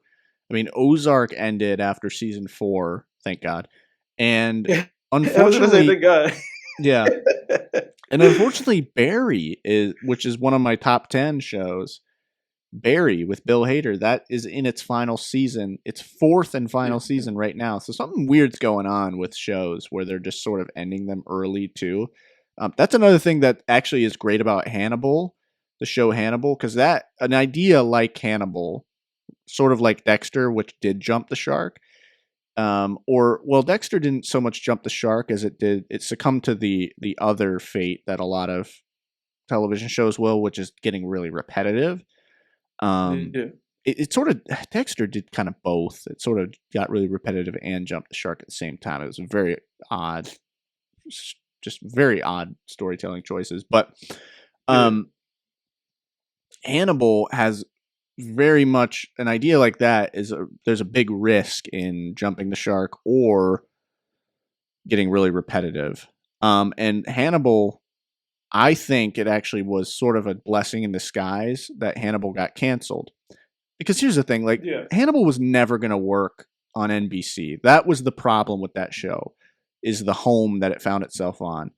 You can't put whoever's decision that was, I have no idea. You can't put a bizarre David Lynch-esque gory show about cannibals and serial killers and FBI profilers who are also going crazy themselves, like on NBC. That's insane. Whoever decided that is nuts, and they deserved to have that show canceled on them. But it worked out because Hannibal became this perfect trilogy of 3 seasons. This perfect 3-season trilogy. It's great. It's like a 3-act. I'm for. No, I'm for shows being shorter. Honestly. Yeah. Yeah, definitely. Yeah. But yeah, Barry is in its 4th and final season, which I'll get to more of that on my recap. But to get into and just to cap off this TV show thing, I guess what I would say is the past couple of years I've found myself pretty fortunate with television shows. I've only had to abandon like a couple of them that started to suck. And honestly, man, the what I do is I literally I don't even pay attention to like what's current with television. I just go online. I look up like lists on whether it's IMDb or Rotten Tomatoes or whatever. Like, what are the best television shows of all time? IMDb is a good source for that. That's generally where I find the shows that I watch, and then I just find that's how I found Hannibal. I watched Sopranos. Obviously, I knew about Sopranos, but I watched Hannibal, Daredevil. That's a great fucking show, man. That was a fantastic show. Another 3-season, perfect. It was like a perfect trilogy. It didn't have as final sort of an ending because I think Hannibal, they knew they were getting canceled because it has like a definitive end to it. Like it's not like they just It's not like it got canceled and they were like, oh shit, well, left on a cliffhanger. Like, no, they ended that shit.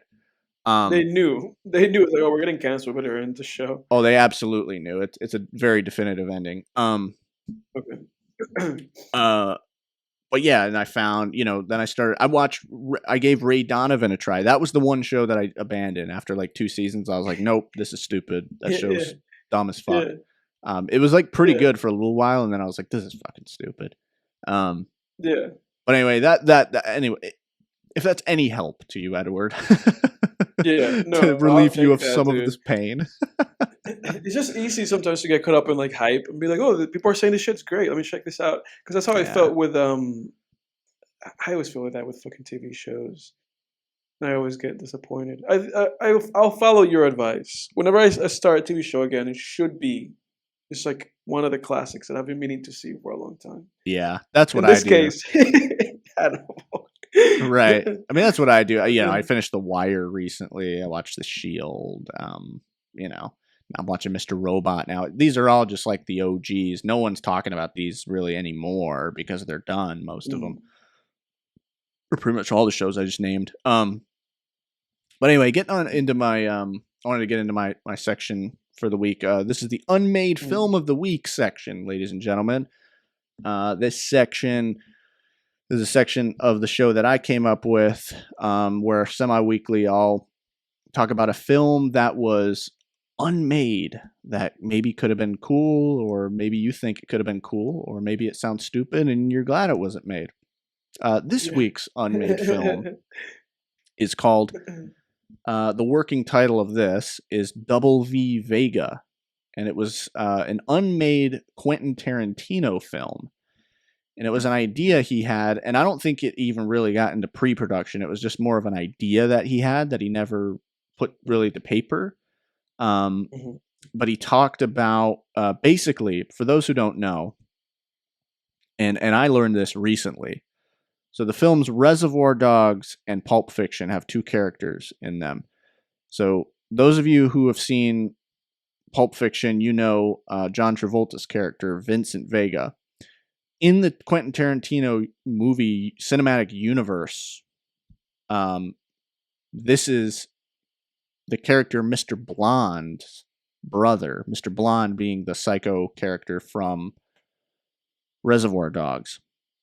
Quentin Tarantino had the idea of making a film about these 2 brothers, these 2 hitman criminal brothers, and them getting into some sort of adventure.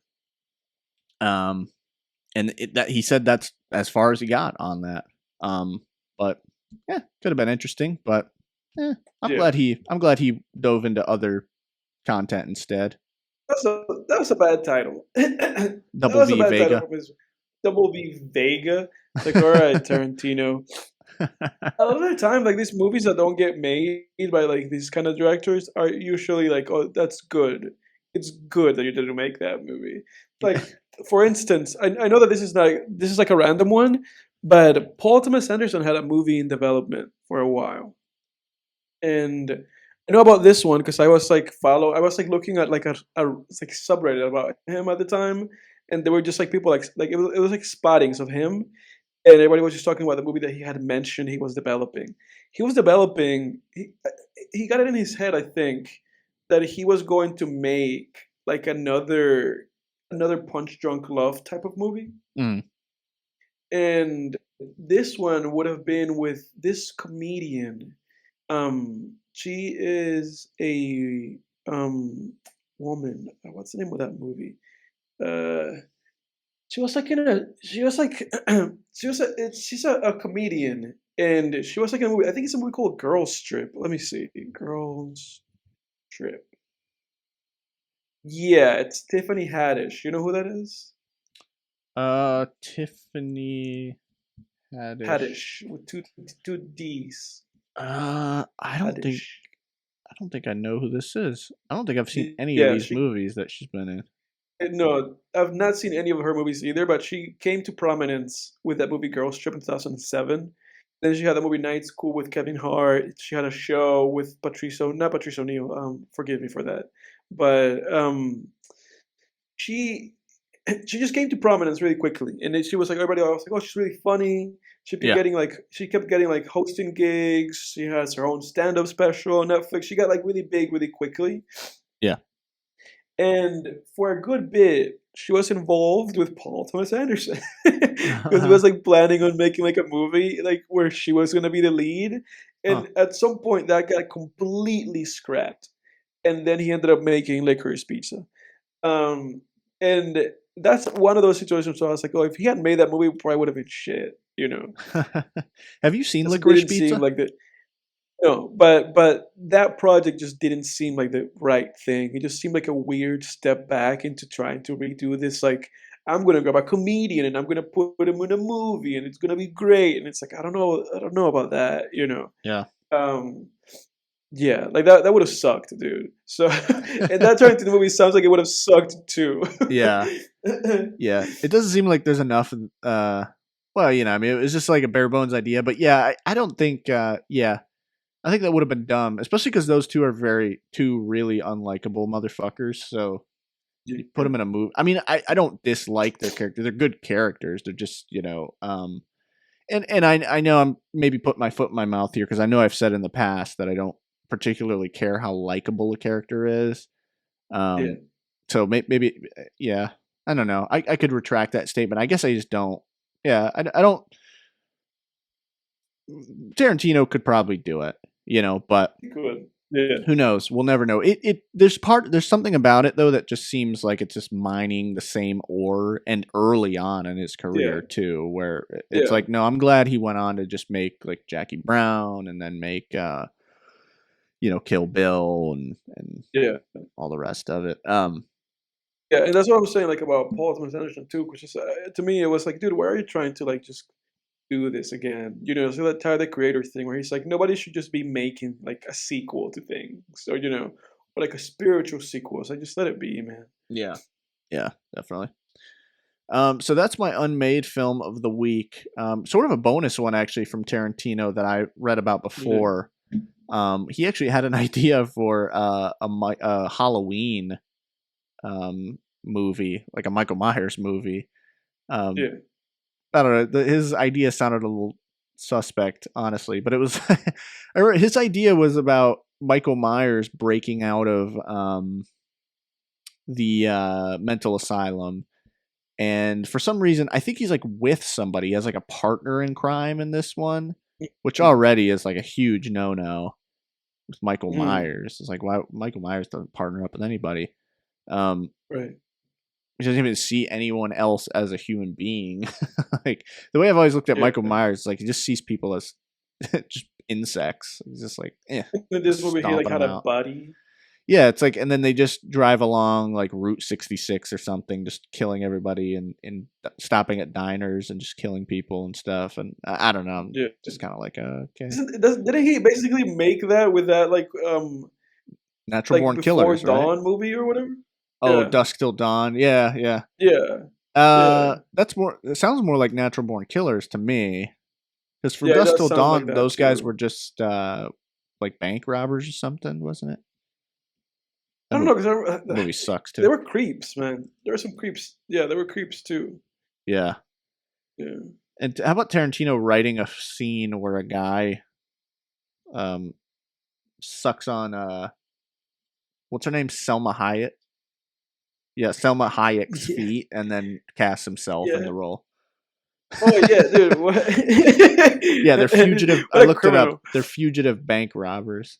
That movie sucked, man. What a criminal that guy. Yeah. No, that movie sucked. that guy's criminal because he. I think Harvey Weinstein produced that movie too, which is it just adds to the sliminess of everything. Yeah. Oh yeah. I'll play this character here. The character that comes into contact with the actress. This is who the writer, will play. Yeah. Great, dude. God, man. And then I also wanted to do the other section that I do, which is the obscure film of the week. Yeah. And this week's obscure film that I'm sure, if you're listening to this, you've probably never heard of this movie.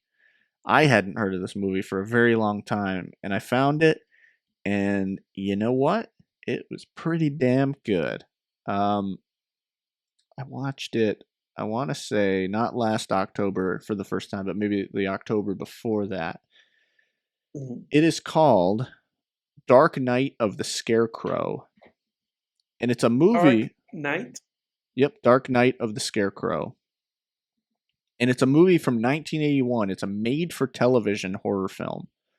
Which there's something about old made-for-television horror films that if you did them well, they were really creepy just because of how lo-fi they were.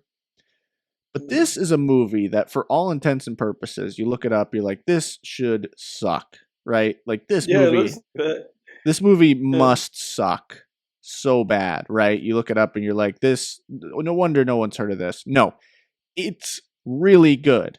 It's actually really freaking creepy. It's a hidden gem, and if you're a horror fan, I urge you to check it out.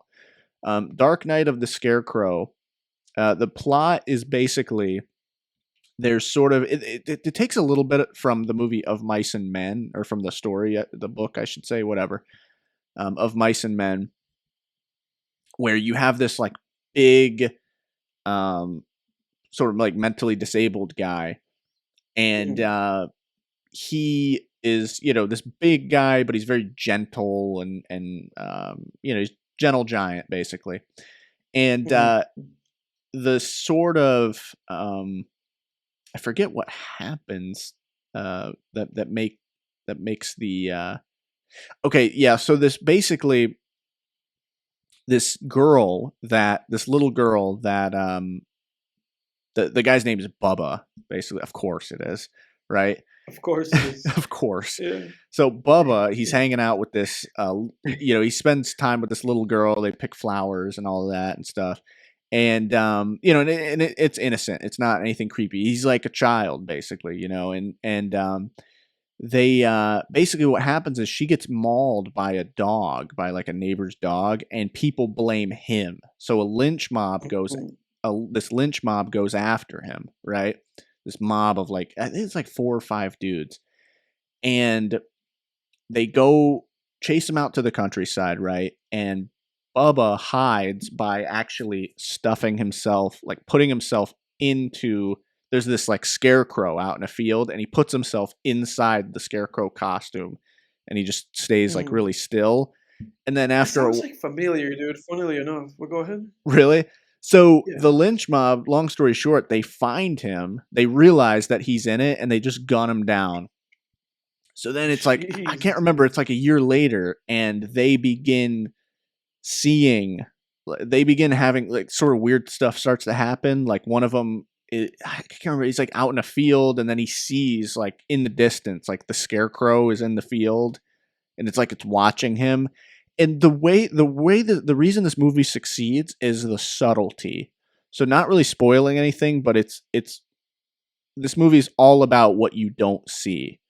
So this is not some B grade monster movie where there's like this monster scarecrow running around like chopping people up. No, it's not like that at all. It's very much sort of this. Yeah, there's something sort of proto. It follows pre Final Destination maybe about it, and it's got sort of that like Midwestern spooky Halloween fall vibes charm to it. It's a solid horror flick, man. Very obscure. Look at that. But I liked it. Yeah. It creeped me out, man. It really creeped me out. Especially the ending. Cool, man. The ending will stick with you for a long time if you buy into it. Yeah. But that's the obscure film of the week. That sounds like a really cool movie, man. I would love to, as I never do, but I would love to check that movie out. Man, Edward, I don't know how you do it, man, because I've still been loving. I don't know. I'll go through phases. I mean, with movies where there'll be times where I'm like, fuck movies, I can't stand movies. I've been on a I can't stand movies plays for a while. Do you just feel like new things that you watch are just sort of disappoint you, maybe? All of the time, yeah. All of the time, it's just kind of like, oh man, it's just yeah. It's like facing disappointment so much that it just like completely drains me when I think about it. It's like, oh, I mean, like if you like, dude, if you look at my letterbox, like I think everything I've seen like this year, I've given like the highest rating part like a 7. Really? Yeah, so it's like just like constant disappointment with movies, and it just makes me like whenever I think like, oh, it's like let me sit down. It's like, oh, let me sit down and watch this movie. Like then I go like, ah, do I really want to fucking do that? Like that thought just comes in like, do I really want to do that? The answer a lot of the time is no. The thing for the way I go about it is like I've tried to slow my roll lately with how many new movies I'll watch, like movies that I haven't seen before. I try to throw in more rewatches these days. I have this fear of like I'll get to the point where I'm like like our buddy Dale Pollock, where he's like, I've seen 10,000 films, and I'm like, oh fuck, how can you even enjoy a film after that? It's like you've seen everything, you know what's coming, like you're so used to stories, you're like, oh, here we go, this is the part where this happens, and this is the part where this happens, and my fear is like I never get to that place because like I'm terrified to be at a place where I don't enjoy movies. Well, dude, like I am. But you're living it. I'm looking at my letterbox, and the highest rating I've given a movie this year is a 7. Even and Time Crimes? It's shared by 2 movies. Huh? Even Time Crimes? Time Crimes was awesome. I forgot to log Time Crimes. I forgot to log it. It's not in here. Time Crimes was great, man. That was like the highest rating that I'm so glad you suggested Time Crimes, man. Before that, like the highest rating that I have is a 9, and it was for a rewatch of Shin Godzilla. Oh yeah, that was at my house, wasn't it?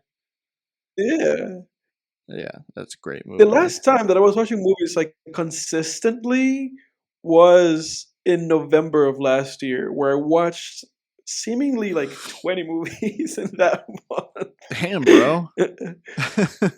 and since then, I've only been seeing like a handful of movies a month. Just whatever movies we're watching for the podcast, seemingly. But yeah, I forgot to put Time Crimes in here. That's funny. Dang, bro. I forgot Glad to log I that. Reminded you. Yeah, I'll do that. Let me see here. So kind of like that sometimes, because sometimes we talk about a movie on the podcast, and then in my head I was like, oh, I'm done with the movie, and I forget to ever like go on Letterboxd and put it in there. Yeah. Looking at it right now.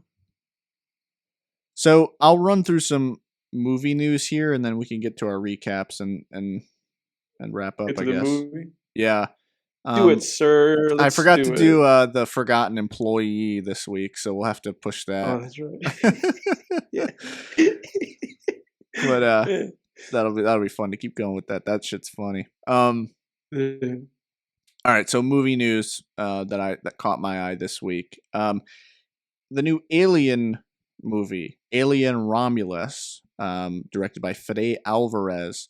Funny name. Yeah, has begun filming. It's gonna. So oddly enough, it's gonna premiere in 2024. It's gonna, from what I understand, it's gonna be on Hulu first and then in theaters. I don't know how that's gonna work. It's just weird. It's I don't know how that's gonna work. That sounds weird. That movie's not gonna make any money then. Yeah, I guess people will have already seen it. I'll certainly watch it when it goes to Hulu. Yeah, exactly. I guess they made some kind of like contract where it's like, oh, we have like Fede Alvarez is like, I wanted to go to the theaters. Like, oh, we'll give it a release for like a week or 2. Yeah. Yeah. I don't know if that's right, but I think I read that somewhere. I know it for a fact. It's expected to be released on Hulu. So like that Prey movie, that new Predator movie, which that was pretty good. I liked that. Yeah. Yeah, I know you watched that. Yeah, that was pretty good. I don't know. And that's the thing with me too. It's like, was Prey like life changing? Did it really just awaken anything in me? No, but it's like, I enjoyed it. And I think that's another thing for me right now too. Is like, I can just keep enjoying movies because I don't know. I just think if it can just kind of entertain me, I'm like, whatever, you know. Yeah. But I get it, man. I do. It is so rare nowadays, man. It's so rare. The more movies that you watch, the harder it is to. You're like chasing that dragon, man. You're just like, where's that one that's gonna freaking inspire me again? Yeah. And really like, Yeah. just be like, wow, fucking amazing. Those few and Yeah. far between, man. They are Yep. few and far between. But anyway, That that oh, has go been ahead. experience. What No, you say? that's what I said. That's been the experience. Obviously, as it goes, that's where I'm at right now. Yeah. Um. Jones and Yeah. Right. The new Flash, another Flash trailer came out. I watched that trailer. Looks pretty cool. There's more of Michael Keaton's Batman in it. And then I think it looks like there's a Supergirl. Is going to be in it as well. yeah, I saw that. I saw it because people were sharing it online, just saying that it looks like a video game. Yeah. Yeah, I mean, again, it's part of this whole movement of just repeating shit, just recycling. It's like it really is getting. Yeah. It's like beyond tiresome. It was tiresome 10 years ago, and now it's just. Yeah. It's like beyond fucking tiresome. I saw just like a post of somebody saying like they said something along the lines of like Ezra Miller has done some bad things, but this movie's looking pretty good, like something along those lines. And then somebody like replied to them listing like all of the things that he's done. It's like, well, he hasn't done some bad things. He's done a lot of bad, a lot of bad things. God. Yeah. Yeah. What a Yeah. beast, man. I don't. He must have some sort of contract with them where they can't fire him. Oh, I do 100%. Otherwise, I think they would have replaced him. There's something there. There's something there with like, oh, you just have to do it. There's no other way. I watched down. I watched the trailer for the new Insidious movie. That looks pretty cool. I mean, we'll see how it is. It looks like they're leaning more into the dark fantasy aspect of the first Insidious, that being the last act of the first Insidious. Because the first two acts of Insidious are really just this scary haunted house film, and then in the third act it becomes sort of a dark fantasy kind of film, which I always liked about it. I always thought it remained scary even in the dark fantasy sort of act. It seems like they're sort of leaning into that in this new Insidious movie. And they're finally bringing back the red-faced demon in this movie as an actual villain again. I always thought that was one of the biggest mistakes of the Insidious franchise, was just not bringing him back as like their Freddy. Like that guy was awesome. That Darth Maul looking demon, people that scared a generation, dude. With the popping up behind the dad, that made that made our whole generation shit their pants, dude. Yeah. It's like, finally, you're bringing him back. He would like. Yeah, they abandoned him. Yeah, he just made cameos in the other movies. It's like, what are you doing? The new Black Mirror season is premiering. It's coming out in June. Finally, another season of Black Mirror. Aaron Paul's going to be in it, which that's cool. We'll see how it is. Mm-hmm. I know last season of Black Mirror, I saw a couple episodes. It was a little sketchy. Not. I wasn't crazy about it. Like they had an episode with Miley Cyrus. I was like, what the hell's going on here? Yeah. But we'll see how the new Black Mirror season is. Maybe they can capture the original sort of charm of the series. Yeah. I read today that the Stephen King adaptation, The Boogeyman, just scared the hell out of CinemaCon. So apparently, if the hype is to be believed.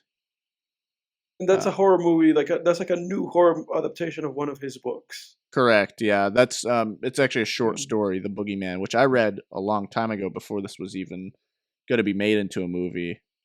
It's written by the Quiet Place guys, so the guys that did The Quiet Place, or A Quiet Place rather, and 65. And they wrote this. Not John Krasinski.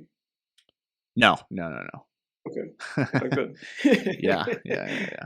So we'll see how this is. I know the trailer for the Boogeyman didn't really impress me too much. To be honest with you, it seemed kind of, I was like, this seems, I don't know, like January horror movie fare. But hearing about the reactions and stuff, is it hype? Is it just headlines, or is it going to actually be good? The fact that it's been written by the guys who did A Quiet Place, that's, to me, that's like flip a coin, right? Because it's like, there were some really brilliant moments in Quiet Place, and then there were also some cliche kind of silly moments in it. So it's like, maybe they could have knocked it out of the park, or they could have just made something kind of average here. So we'll see.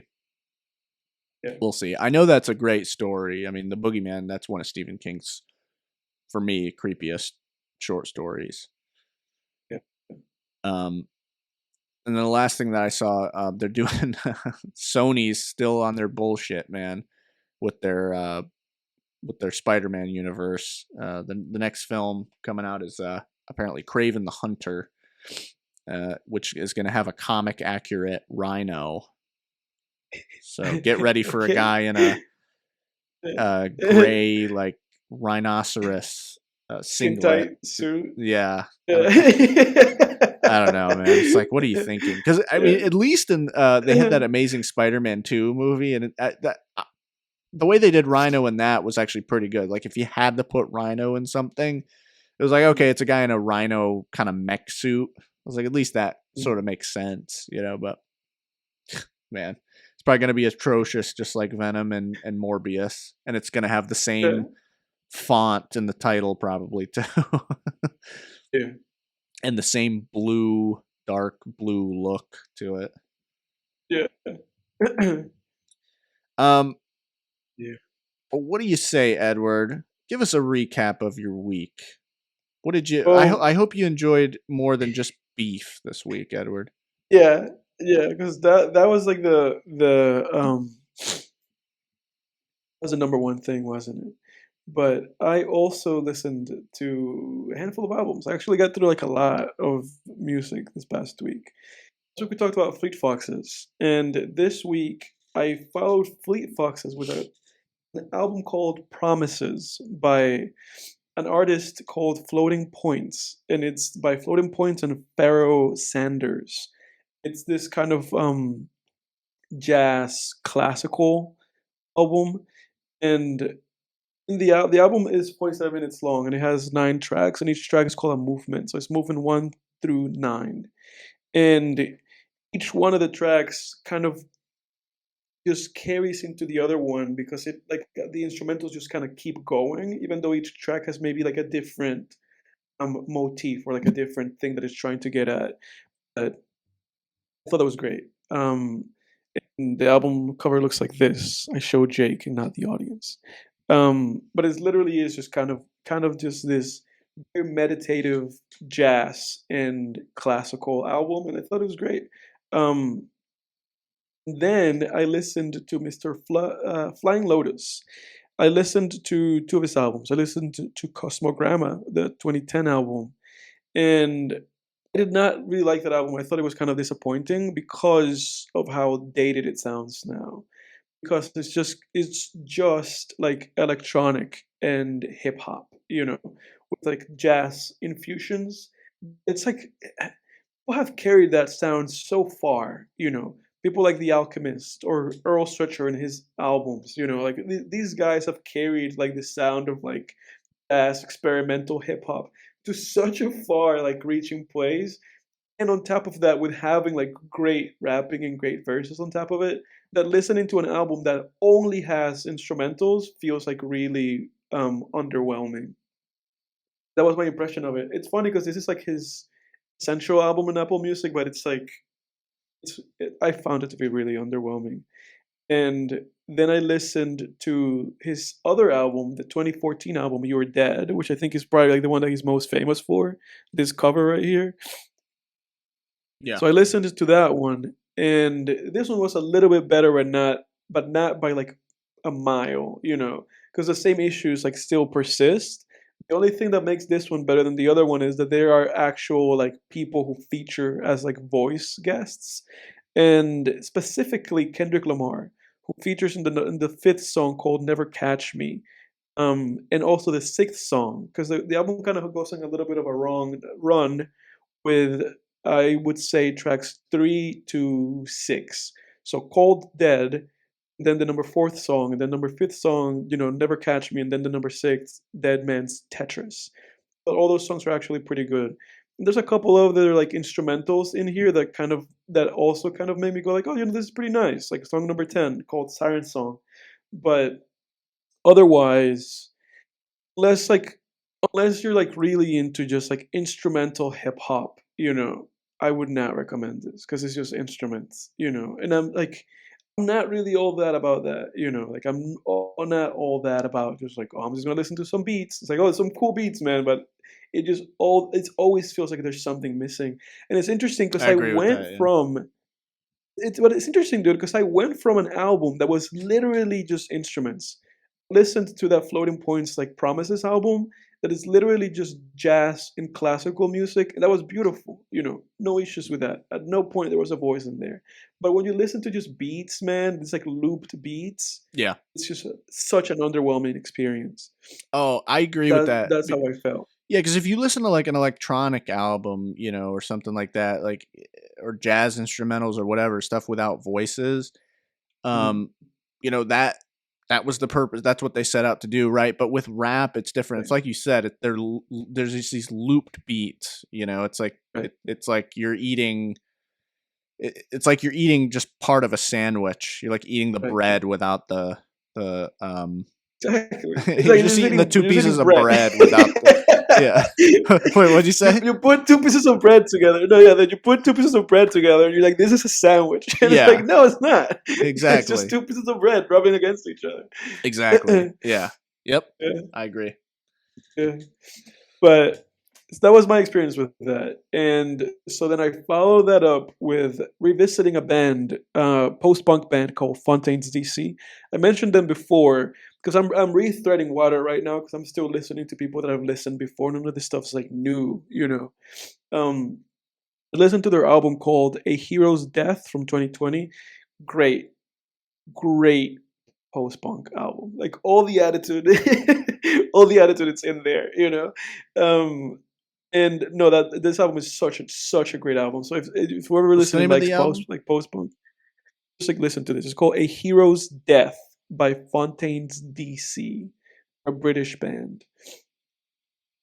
And I would recommend, if somebody's listening to this, I would recommend specifically the very first song, I Don't Belong. That song is like great. Like just putting this album on and just listening to that first song just really sets you up for what you're getting into, and that's a great song. And also the song A Hero's Death, so basically the one that's titled after the album. So songs number 1 and number 7, I would say. And they're like starred on Apple Music, so I guess people really like those songs. I don't like Televised Mind, because it gets a little bit too much into like the bad things about post-punk or like punk music sometimes, just overly repetition. Just saying, it's Televised Mind, it's Televised Mind, it's Televised Mind 20 times. And it's like, all right, dude, like, we have to switch it up here somewhere. Listened to that, and I listened to their 2022 album, Skinty. Yeah, this album right here, which has like a deer in front of it. And this album has been like their more popular album, like even more popular than A Hero's Death. But A Hero's Death is, in my opinion, by far the better album. I thought Skintify was like only okay. And that the only good song in there was a song called Roman Holiday, which is like the 6th song in the album. But I don't recommend that one. I really do just recommend A Hero's Death, like all the way. Great record. And then, as I said I probably would, I got to Mr. Frankie Ocean. Hey. And so I listened to his albums. I listened to Channel Orange, Blonde, Nostalgia Ultra. And today, specifically, I listened to Endless. So I listened to his 4 records. They're all great. Nostalgia Ultra is only okay because it's a little bit amateurish, and there's a lot of kind of just like silly instrumentation and silly time wasting. It also feels a little bit kind of mature, I would say. That's like the number one thing that goes through his first 2 records, including Channel Orange. They just kind of feel like really immature. But the songs that are great in those albums, like Channel Orange, Pyramids or Lost or Sweet Life. Like all those songs are still great songs. Old Sweatshirt's great in there. Early 2000s is great in Pink Matter. Like all these songs are still great songs. And the album itself is great, Channel Orange. And then Blonde, which is amazing. Like that's kind of like a 9 out of 10, 10 out of 10 kind of album. No albums. Every song in there is a good song. If you want to listen to Blonde, just listen to whatever. Everything there is good. Specifically, like I guess Nights is like really popular. I like Pink and White off that one. Yeah, Pink and White's pretty good. Baby's pretty good. All these songs are really just really good songs. And then finally, I listened to Endless, which is my favorite record by him, like by far. Like by far, I like it more than Blonde. Endless to me is like truly just a 10 out of 10, like masterpiece. And or Blonde is like 9 or 10. It just kind of flip flops. But I listened to Endless, and that's amazing. And that's only on Apple Music because it's like only in like a video album. So it doesn't even have like tracks. It's not even separated. It's just like this big 45, 46 minute chunk of thing. And it just itself just kind of goes in and out of songs. And songs in that album sometimes last only like a minute or a minute and a half or 2 minutes or 40 seconds. You can go on YouTube, no, not on YouTube, on Wikipedia, and you'll see how people have come up with their own titles for the songs, and they have divided them. Be like, oh, this is that song, and this is that song, and this is that song.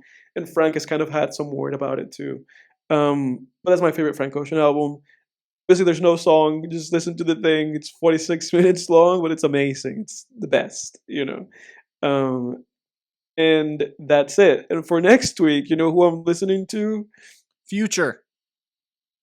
Freddie Gibbs. Oh yeah, that's right. Yeah, you still got the FRs. So you got more FRs. Yeah, with the FR, dude. It's from Frank. I'm going to Freddie. Let's go. Let's go.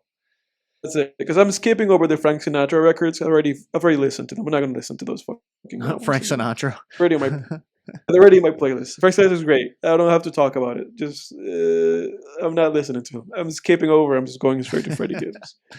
Yeah. No, Frank Sinatra's awesome, man. You got it. Well, on my end, so let me see here. Pull up my letterbox real quick. Yeah, so this past weekend, I went to see Evil Dead Rise. And it was good, man. It was fun. It wasn't... movie theater? Yeah, I went to see it in the theater. Nice. One thing I wanted to mention, too, is... before I get into the film itself, is when the movie was over, and think about Evil Dead for a second. Anyone who's seen an Evil Dead film, even if you haven't seen this one, just think of Fede Alvarez's Evil Dead from 2013, right? It was that level of gore and, just gruesome imagery and terror and all of that. And at the end of the movie, I'm getting on my seat and running down the aisle, down the stairs, are two kids like 4 and 5 years old.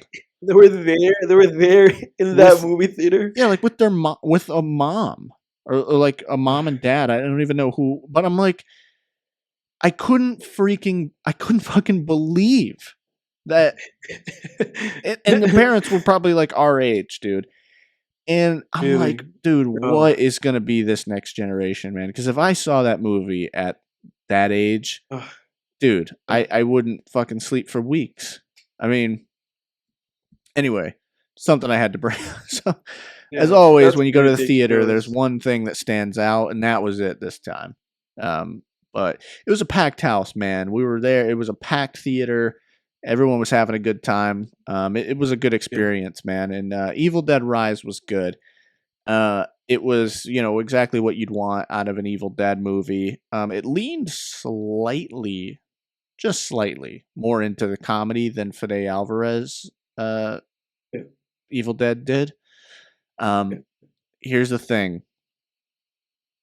So, the positives, it's just like anything you'd want out of an Evil Dead movie, right? Good camera work, good, all the gore, the intense, violent terror moments of terror are there. The well executed jump scares, the just bloodbath. The main villain, that woman, that actress, she killed it. She crushed it. She was awesome.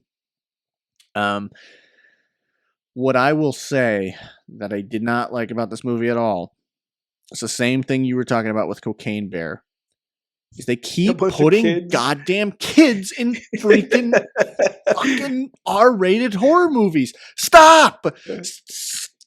Stop! Stop putting kids in movies. Enough. It's like everything is like Stranger Things. Everything is it's like they think everything is Stranger Things these days, where they just want to replicate that. Enough with the fucking kids, with the preteen actors that can't act for shit. Oh my God, so annoying with the little, and it was the same exact sort of humor from Cocaine Bear, where the kids are interacting, just like, I think I need to pee my pants, and I dropped the pizza, stop it, or not, and just, oh my God, shut up. Enough with the goddamn kids, man. It's just this trend that has got to stop, man. Yeah. It's got to stop, dude. But that took it down for me, man. I gave it like a... It should. Yeah. I gave it like a 6. Dude, it would have been like an 8 if they just found a way around those goddamn kids. Because they made the story, like the story is about motherhood and the arc is motherhood and stuff. And it's just like, oh my God, man. That was what the Cocaine Bear was about. That's all it is. It's literally the character arc is Jurassic Park, where the guy is like, afraid to be a parent, and then at the end he's like, I can be a parent, and it's just like, oh my God, man. But yeah, I mean, this movie could have been, dude. I can't stand him. Oh my God, man! It occurred to me like during the movie, I'm like, oh my fucking God, these kids are actually going to be a part of this thing. Because at first they showed it, because I didn't watch too much promotional material or trailers for this movie, to be honest. I just heard about it and I was like, it's Evil Dead, I'm on board, right? So, my fault for not checking out more of the marketing stuff. I still would have gone and seen it, but it just, that blindsided me sort of, where I was watching it and I'm like, oh shit, there's Mr. Plinkett. I'm like, oh, it's a little kid. Okay. And then the kids were still there 20 minutes in, and I'm like, oh, fuck, this is what this is going to be. Goddamn kids, the whole movie. Yeah, oh my God. What's happening to Mom? Ugh. So that brought it down. Dude, there is a version of this movie that is just as good as Fede Alvarez's version, but it ain't this one. Fede Alvarez is still the king as far as the 2 modern Evil Dead movies. So, but anyway, so that's my, somewhat sloppy review of Evil Dead Rise. And then on my birthday, feels well deserved. Yeah. But on my birthday, it's still an enjoyable movie though. It's nice. It's fun. Nice. That's a weird way to describe an Evil Dead movie. It's gory, bloodbath, fun. I mean, you if you like Evil Dead, you'll have fun with it. On my birthday, I rewatched 3:10 to Yuma. Yeah, what a great film, man! I love 3:10 to Yuma. Awesome movie. That is like a really great film. That's like an underrated film, honestly. It really is, man. It's fantastic. I mean, the ending almost. The ending's a freaking tearjerker too. Yeah, it is. Such great, just fantastic like character arcs in this movie. Russell Crowe. This is like one of his most underrated, probably his most underrated performance. Yeah. I mean, he's awesome. One of his last performances before he fell, or he disgraced himself. Well, he does now, just like straight to video, like VOD movie. Man, poor guy, man. Yeah. But yeah, 3:10 Yuma's awesome. I love that movie. Yes, absolutely. And then what else? I discovered this interesting jazz rap album called Glorious Game. It's by Black Thought. And oh, really? Huh. do you know who that is? Yeah. Black Thought. I talked about one of his albums, Cheat Codes, Oh, a did few you? episodes ago. Oh, Yeah. okay, gotcha. Well, he has this one, and it's with producer L. Michaels Affair. But the album's called Glorious Game. Oh, yeah, that's like from this year too, huh? I'll check it out, dude. Yeah, really great, really good album. I didn't listen to the whole thing. I've listened to a few songs off of it. I'm planning Yeah. to finish the whole thing, but that's probably my musical Came out, like a highlight. couple weeks ago too. Yeah. Yeah, no, it was good. I came across it like happenstance, and yeah, it's great, man. I love Yeah. jazz rap, so Oh no, thank you for telling me about that because like I said when I talked about that Cheat Codes album, like I really loved it. Cheat Codes, I thought it was great. yeah. And if this is like a follow up to that, at least like in terms of how good it is, then I'm excited because Black Thought Mhm. is great. Yeah. Well, yeah. I think that's about it for my recaps, man. Right, dude. Then what do you say that we get into the film that we came to talk about? The film this Well, week. the film of this week. Yeah, go ahead. Yeah, the film of the week was Edward's first viewing of The Terminator from the 80s. Yeah, that's right. That's right. From 1984, right? 1984? Yes. Yep. Edward, Yeah. I'm not interested in anyone's thoughts on this movie but yours, so go for it, Well, sir. directed by James Cameron and co-written by James Cameron. This was an interesting film in that it starts in a very provocative manner, I should say. What, with Arnold's naked Um, ass? Yeah. um, but it also like juxtaposes him to Reese or Kyle, to his character. Yeah. And that was interesting to me because I was like, oh, they're just kind of like he's just kind of doing this like we're gonna go and see what Arnold is doing, and then we're gonna go see what Reese is doing, and then we're gonna we're just gonna be like cutting in between these two characters. Yeah, and it we're shows gonna how create this much parallel. Yeah. it shows how much more efficient, like far more efficient, how much more efficient the Terminator is. Yeah, everything is like so much easier, so much more straightforward. For the other guy, it's like, oh, he has to rob a homeless guy. The police chase him. He has to do like all of these like tinkering to like turn on like a car. It's like all of these like everything to him just takes like so much effort. I found that interesting.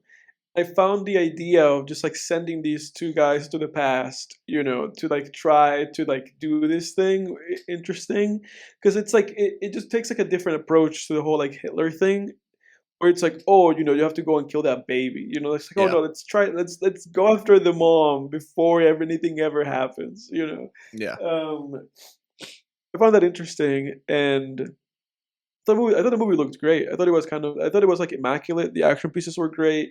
I thought Arnold was like really great. Like really great. His first role, I believe. Yeah, it's interesting because I was like, I can see how they maybe tried to typecast him a little bit after this, but he obviously like avoided that pretty well. But no, he was great in this movie. That guy Reese was also really great in this movie, and the actress that plays Sarah Connor was great. I don't have anyone's like name in front of me. Yeah. Um, Oh, I thought it was such gotta a fun fact time. check myself real quick. This was Huh? not his first role. This was like one of his breakout roles, but I mean, it looks like his first major role was Conan the Barbarian. You know what his first role was? You and I have actually seen what his first movie role was. What? I was in that movie, The Long Goodbye. The Long Goodbye? I don't see this on his. You remember? Oh yeah, here it is. It's a cameo. Yeah. Oh yeah, we watched this. I forgot about Yeah, this we watched movie. that. That is actually his very first like on screen appearance. Did we spot him when we first watched this? Yeah, we talked about him. Oh, did we? Okay. Okay. I don't And I remember told you him. how he's in that scene where that guy goes like, "Everybody get naked," and he tells everybody to like start undressing, and I I remember pointing out how Arnold's like looking at the camera like, "Are we really doing this?" And then like stop when they get like to their underwear. That's pretty funny. Little did Arnold know that he was gonna have to be naked in the Terminator. Yeah. He sure Yeah, was. sure was. It was all out there. Um, but this movie was a great time. I um, actually have like no critiques for this movie. I thought it was just a great, fun, classic like action, sci-fi film. Yeah. Yeah, I mean, Yeah, something but I I love those introductions. I loved Tara Connor as a character. I thought she was great. I yeah, thought it was like really on the nose that Reese was just gonna be John Connor's dad. I was like, dude, you saw that coming. like immediately, I was like, you're his dad. Like there's no play. It's like, dude, I know what's gonna happen here. Yeah. Well, Yeah, it's a good example of it's kind of I think it's the same time travel sort of paradox as time crimes where it's like a causal loop or whatever yeah, where it's like the inevitability of what's happening. Like John Connor was right. born because the Terminators went back in time to try to stop Right. him from being And born. and It's like honestly, they that shot didn't really. themselves in their in their Yeah, robot they foot. they did that. Yeah, they caused that. But it's funny because that didn't actually like that did not cause me to not enjoy the film. You know what I'm Yeah, saying? yeah. Just There's like no way around that. knowing. There wasn't really a red No, herring that he could have put in there. no, exactly. No, there was no way around that. And the movie's so old that it's like, oh, I know that they killed the Terminator. So it's like that. None of that bothered me. Like none of the kind of just like, oh, I know where this is going bothered me because I just really had fun just being like, oh, this is where we're going. Yeah. The movie is admittedly dated in its presentation, where it's like the effects around the Terminator are like really dated. Um, Whenever they show like Arnold that has like the robot eye, it's like clearly Oh, the most clear like mannequin like just fake face, like like yeah. clear as day. Um, James Cameron should have cut his losses on that one and just been like, he let's just really should have, show. man. Yeah, I don't know what he was thinking with that because that it's so obviously a rubber face. It's Yeah. like, dude, why didn't you It's just? so obvious. It's like Yeah, just cut to the eye or something. You could have cut around all of yeah, that. I don't know. yeah. He No, really should have cut his it's so losses. obvious. It's It's because goofy James because it's like It's because James Cameron's like a clever dumbass where he's just like, I can do anything. I can make anything work, yeah, And it's like, yeah, no. yeah. But But go he ahead. can't. He never learned that lesson, did he? Because he did that in this movie. He did that in Avatar in like 2008. And if you watch the movie now, it just looks like a PlayStation 3 game. So it's like that guy is like unwilling. He's unwilling to just like see the reality of these like visual effects. It's like, dude, you have to play around these things. Yeah. But that was very clear that it was like, oh, that's dated. But again, I can't really fault the movie for that. It was made in the 80s. Um, but the most interesting thing that came out of that for me was that the whole iconic look of the Terminator with like the sunglasses came from that. It just came as a way of being like, well, we don't have it to just keep showing this guy with like a robot eye. So let's put sunglasses in him. And that will fix the problem. Yep. So to me, that was like really cool because I was like, oh, this was just like happenstance because they Yeah. came up with this just as a way to get around this visual effect, and then it just became iconic. So I thought that was really cool. Because and it's so clear because before he gets hurt in the eye, he never wears glasses in the movie. He Yeah. only wears glasses after his robot eye. It's like exposed. Yep. And it's like, oh, it's very clever, guys. Oh, very clever. Very Um, clever. yeah, I thought the driving sequences were like the coolest ones. Yeah. And just Like the the driving action music. sequences. I always Yeah, loved when I was a kid. I loved the music. Do do do do do do do do yeah, do do yeah. do. And Bum I think it's bum just great. bum Like bum bum. when they're in the car and he asks her to like switch, and then she's driving, and then he's just like out of the car. Yeah. And to me, like the coolest thing about it is just like how visceral it feels, because you know that this is a practical effect, Oh and yeah. you know there's a man hanging outside of his car whilst it's moving, like all these things are just like so cool. Um, the the very ending of the film, when the Terminator rises from the flames and it's like chasing them into that factory, I thought that was both like scary, but scary for the wrong reasons, because it's such like an uncanny valley thing Oh where like yeah. that it's like, oh, this guy's this is like such a fake thing, that it becomes scary through how fake it is. Yeah, I mean, it kind of works because I'm gonna like when I first saw this movie in middle school, I think, and Mm. that I remember the whole movie because I had always known that iconic design of the Terminator with the just Mm. this chrome skeleton basically. Yeah. And the whole movie when I was a kid, I was like, well, maybe that was just the sequels, like is that not in this movie? And then at the end, it happens and it's like, oh shit, there Yeah. it is.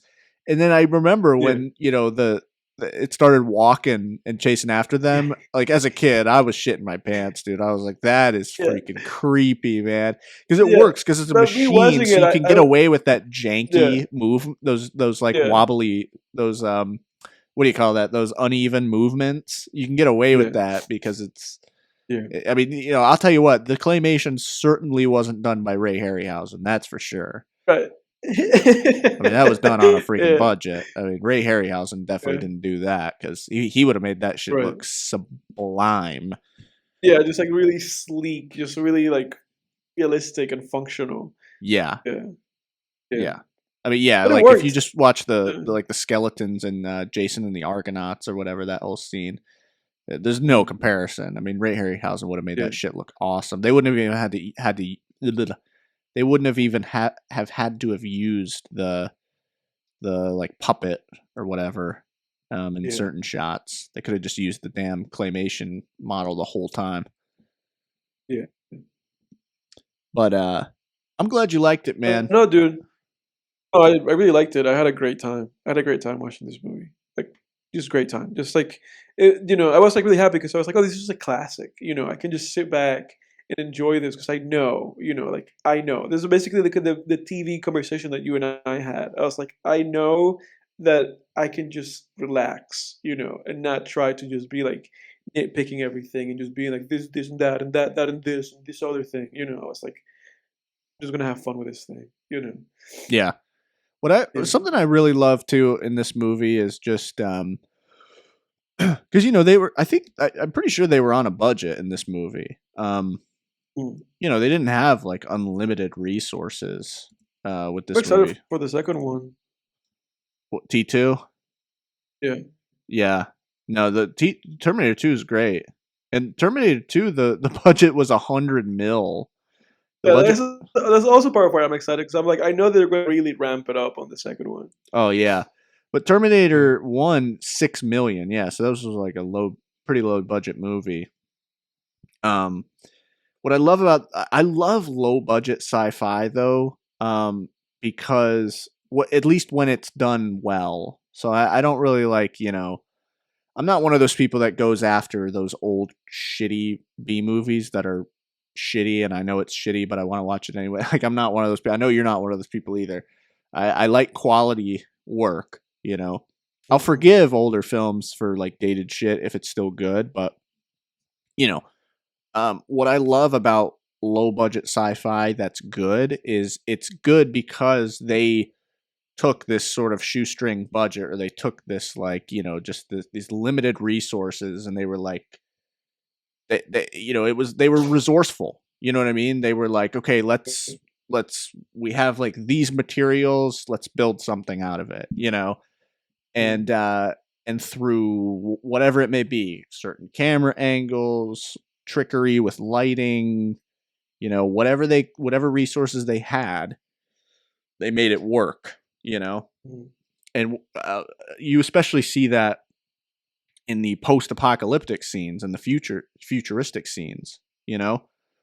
because not to blow smoke up James Cameron's ass or anything, like, making him sound like the way he is in South Park, where they did that whole parody of him, where it's like no one can stop James Cameron, and there's no challenge is too big for James Cameron, but they had like that song about him or whatever. You know what I'm talking about? Yeah. Oh yeah, I know what you're talking about. Like, he's James Cameron, but dude. But he, with this movie, I'm sure there were probably voices that were like, hey, James, maybe we shouldn't try to do those post-apocalyptic scenes. And James Cameron was like, the James Cameron song started playing, and he was like, no, we can do them, and this is how. And he made it work, Not to blow smoke, but he made it work, man. He made it work. Absolutely. I feel like one of the keys was the lighting. I always loved how fucking dark the apocalyptic stuff was. It's just like pitch black. It's just like this pitch dark world that they're living in with these machines, man.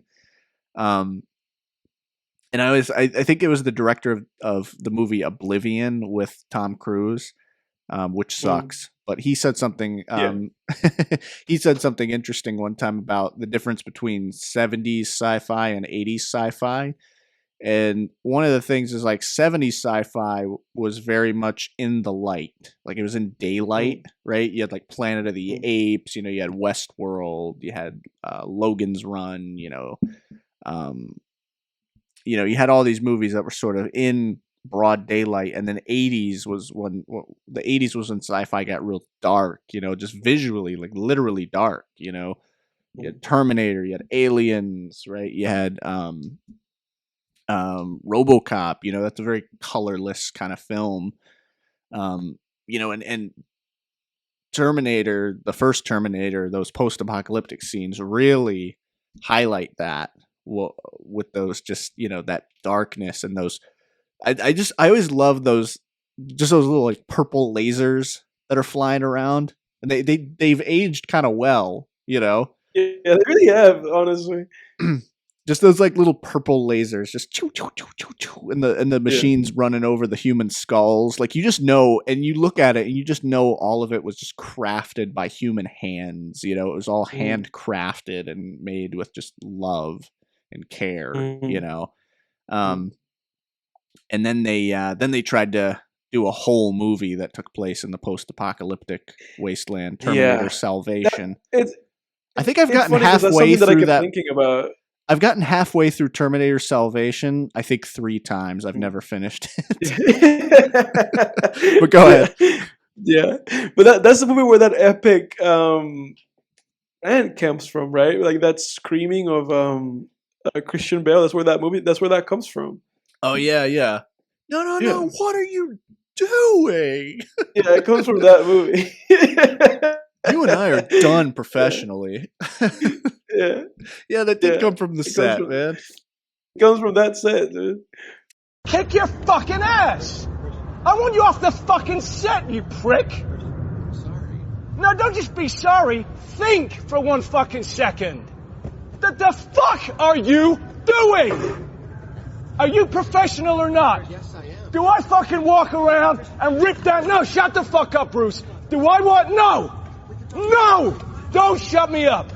Am I gonna walk around and rip your fucking lights down in the middle of a scene? Then why the fuck are you walking right through? Like this in the background. What the fuck is it with you? What don't you fucking understand? You got any fucking idea about, hey, it's fucking distracting having somebody walking up behind Bryce in the middle of the fucking scene? Give me a fucking answer! What don't you get about it? I was looking at the light. Oh, good for you! And how was it? I hope it was fucking good, because it's useless now, isn't it? Fuck's sake, man, you're amateur.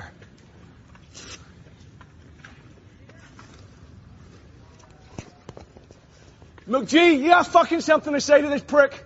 I didn't see it happen. Well, somebody should be fucking watching and keeping an eye on him. Fair enough. This is the second time that he doesn't give a fuck about what is going on in front of the camera. All right? I'm trying to fucking do a scene here and I'm going, why the fuck is Shane walking in there? What is he doing there? Do you understand my mind is not in the scene if you're doing that?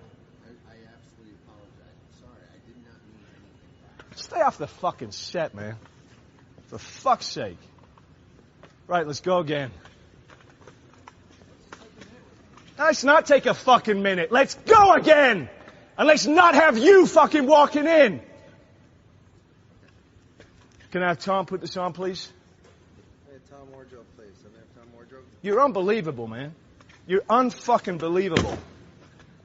Number of times you're strolling and fucking around in the background. I never had a DP behave like this. You don't fucking understand what it's like working with actors. That's what that is. That's what that is, man. I'm telling you. I'm not asking, I'm telling you. You wouldn't have done that otherwise. No, what it is looking at the light and making sure that you are... I'm gonna fucking kick your fucking ass. You know, shut up for a second, alright? I'm gonna go. Do you want me to go fucking trash your lights? Do you want me to fucking trash them? Then why are you trashing my scene? I'm not trying to trash. You are trashing my scene. You do it one more fucking time, and I ain't walking on this set if you're still hired. I'm fucking serious. You're a nice guy. You're a nice guy, but I don't fucking cut it when you're bullshitting and fucking around like this on set.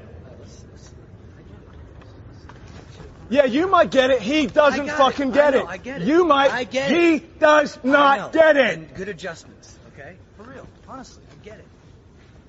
Walk for 5 seconds. Just for No, 5 I don't seconds, need let's any go. fucking walking. He needs to stop walking. I get that. I ain't the one walking.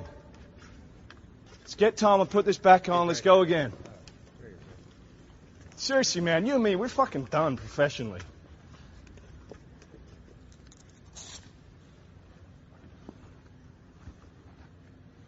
Fucking ass. Crazy.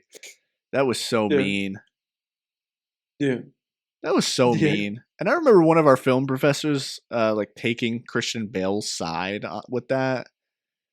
I'm like, what the heck? Man, you don't berate somebody like that, scream someone's face off for getting a little bit of light in your eye or something. Jeez. Yeah.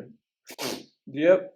But the people try to induct everybody else into their thought process. That messed up process that just led to like all these like shitty films and all this shit that happened like in the 90s and 2000s and the 80s, you know. Yeah. We're past those times, old man. Yeah. It's like, okay, Yeah. Christian Bale, calm down. Like you're playing. Yeah. He was John Connor in Terminator Salvation, right? No. Or was it the other guy? That was the other guy. Oh, okay. Well, whatever. Christian Bale he ended up being a Terminator, right? In that movie? I'm looking up the movie because I think no. Christian Bale was John Connor. The other guy ended up being the Terminator. Yeah, okay. Well, what I was gonna say is like, No, you're calm right. down, Christian Bale. You're playing fucking John Connor in Terminator Salvation, like one of the million Terminator sequels. Like, chill out, bro. You're not you're not acting in high art here, where people are like, you're not acting in in a Kubrick film where everybody's like studying the intricacies of your face during your They performance. even let that director direct that movie, dude. Terminator Salvation. It was directed by a guy named it was directed by a guy who professionally is known as MCG, a guy named Joseph McGinty Nicol. And what he had directed before Terminator was the Charlie's Angels movies. Should not have let that guy do that. Huh. Let me see. MCG. What? MCG. Oh, he executive produced Supernatural. That's interesting. That's probably why. But again, dude, there's nepotism and connections. Like I should not have been touching that property, man. Yeah, Terminator Salvation. That's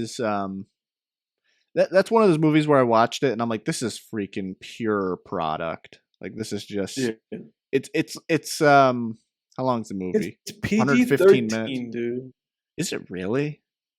Yeah. Oh my god. That is that was a terrible choice. It's 115 minutes of eye candy, too. That's all it is. Yeah. It's just military hardware and Terminators and stuff. There's a good version of this movie they could have made, but this ain't it. I mean, this It's funny that they made it PG-13. It's like, well, these are adult movies. Yeah, they're R-rated, hardcore sci-fi films. What about the new Terminator movies, too? Like Terminator Genesis. Are those R-rated? Probably not. I'm sure those are PG-13 as well because they're marketed. It's PG-13. They just made these movies into kids' movies, man. Yeah, they ruined that franchise, man.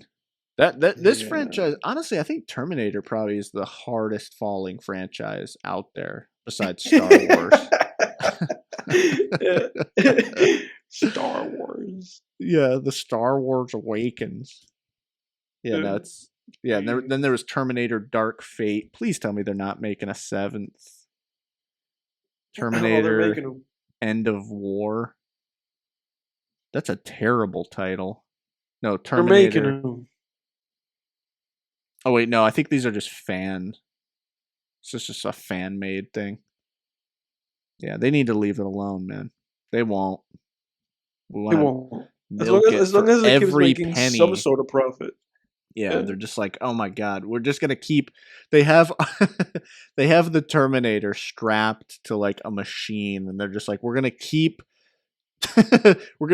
like prodding and poking and zapping this robot until it stops coughing out nickels, and it's still like coughing them out. I think in their head, they were just like, "Oh, James Cameron left some money on the table here, and we have to take it." Dude, there's this video out there of before we wrap up here. There's this video out there of Terminator. It's like a James Cameron approved. It's like a James Cameron. Why am I having I'm having a tough time finding my words, man. It's been a long day.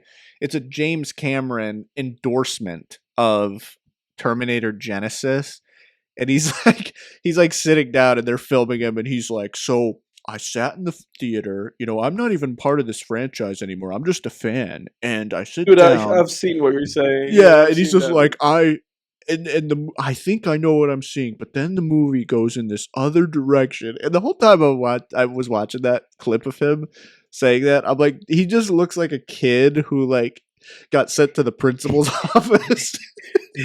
And now he's just like reading off a piece of paper like, I'm sorry, how could I have been so foolish? Like, it's like they paid him so much money to just sit there and lie. Oh, yeah, dude, absolutely. They shut the cameras off, and he was like, they shut the cameras off, and he was like, you guys fucking ruined this franchise, you bunch of idiots. Because when he said that, it was like on the news. There was like a big promotional tour for that movie that he was like endorsing it, Oh my god, get out of here. There's no way. I haven't even seen that movie. I had no plans to, but I mean, those new Terminators are shit, man. They haven't been good since the second one. I mean, even as a kid, when I saw Terminator 3 as a kid, I was like, this is dog shit, man. This is terrible. Yeah. I was like 10 years old. Or no, I couldn't have been, because I hadn't seen the first one yet. I was probably like 12, 13. I'm like, this is garbage. Yeah. Anyway.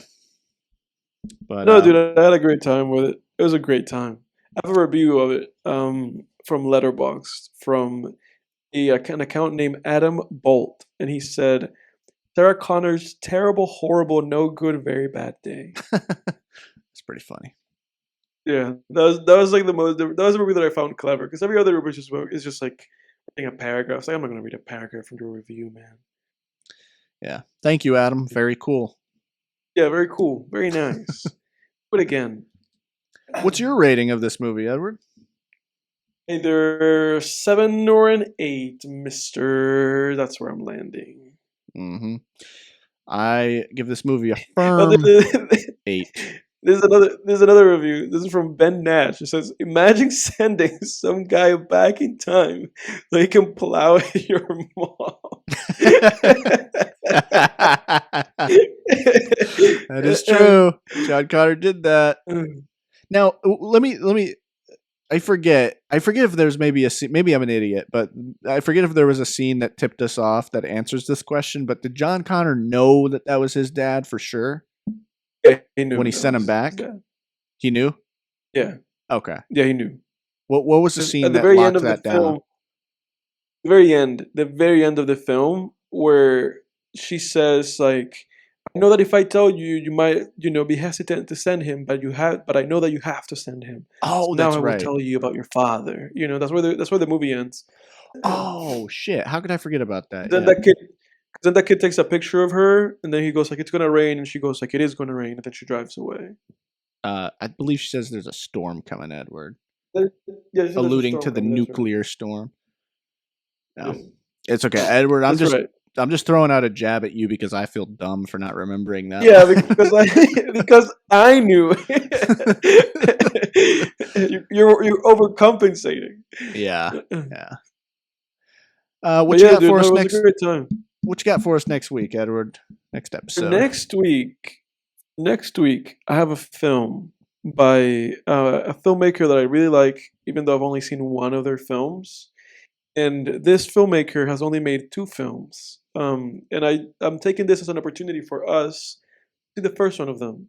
Critically acclaimed, the movie that really kind of put him in a place where he was able to make his second film that I really like.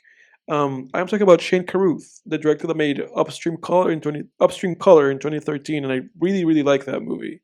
And the movie that we're going to watch is 2004's sci-fi thriller that's been our genre of choice for the past few weeks. Primer. Oh, dude. Yeah, this is on my watch list. Okay. Yep. All right. Well, it is considered one of like the greatest sci-fi movies. From what I understand, it's like very like hard, like sci-fi, and like very specific. And I think it actually like makes scientific sense. Okay. So yeah, let's get geared up for that one. Yeah, let's get primed for it. Yeah. Dude, I've actually been I've been priming us for this movie. Yeah. Because that's why I had us watch Time Crimes before this one, because I wanted to kind of build up to this one. Okay. Interesting. Yeah. All right. Well, everybody get primed for Primer next week. And if you're still here, I don't know why, because the show's over. Go home. Go home. Next time on Film Tangents.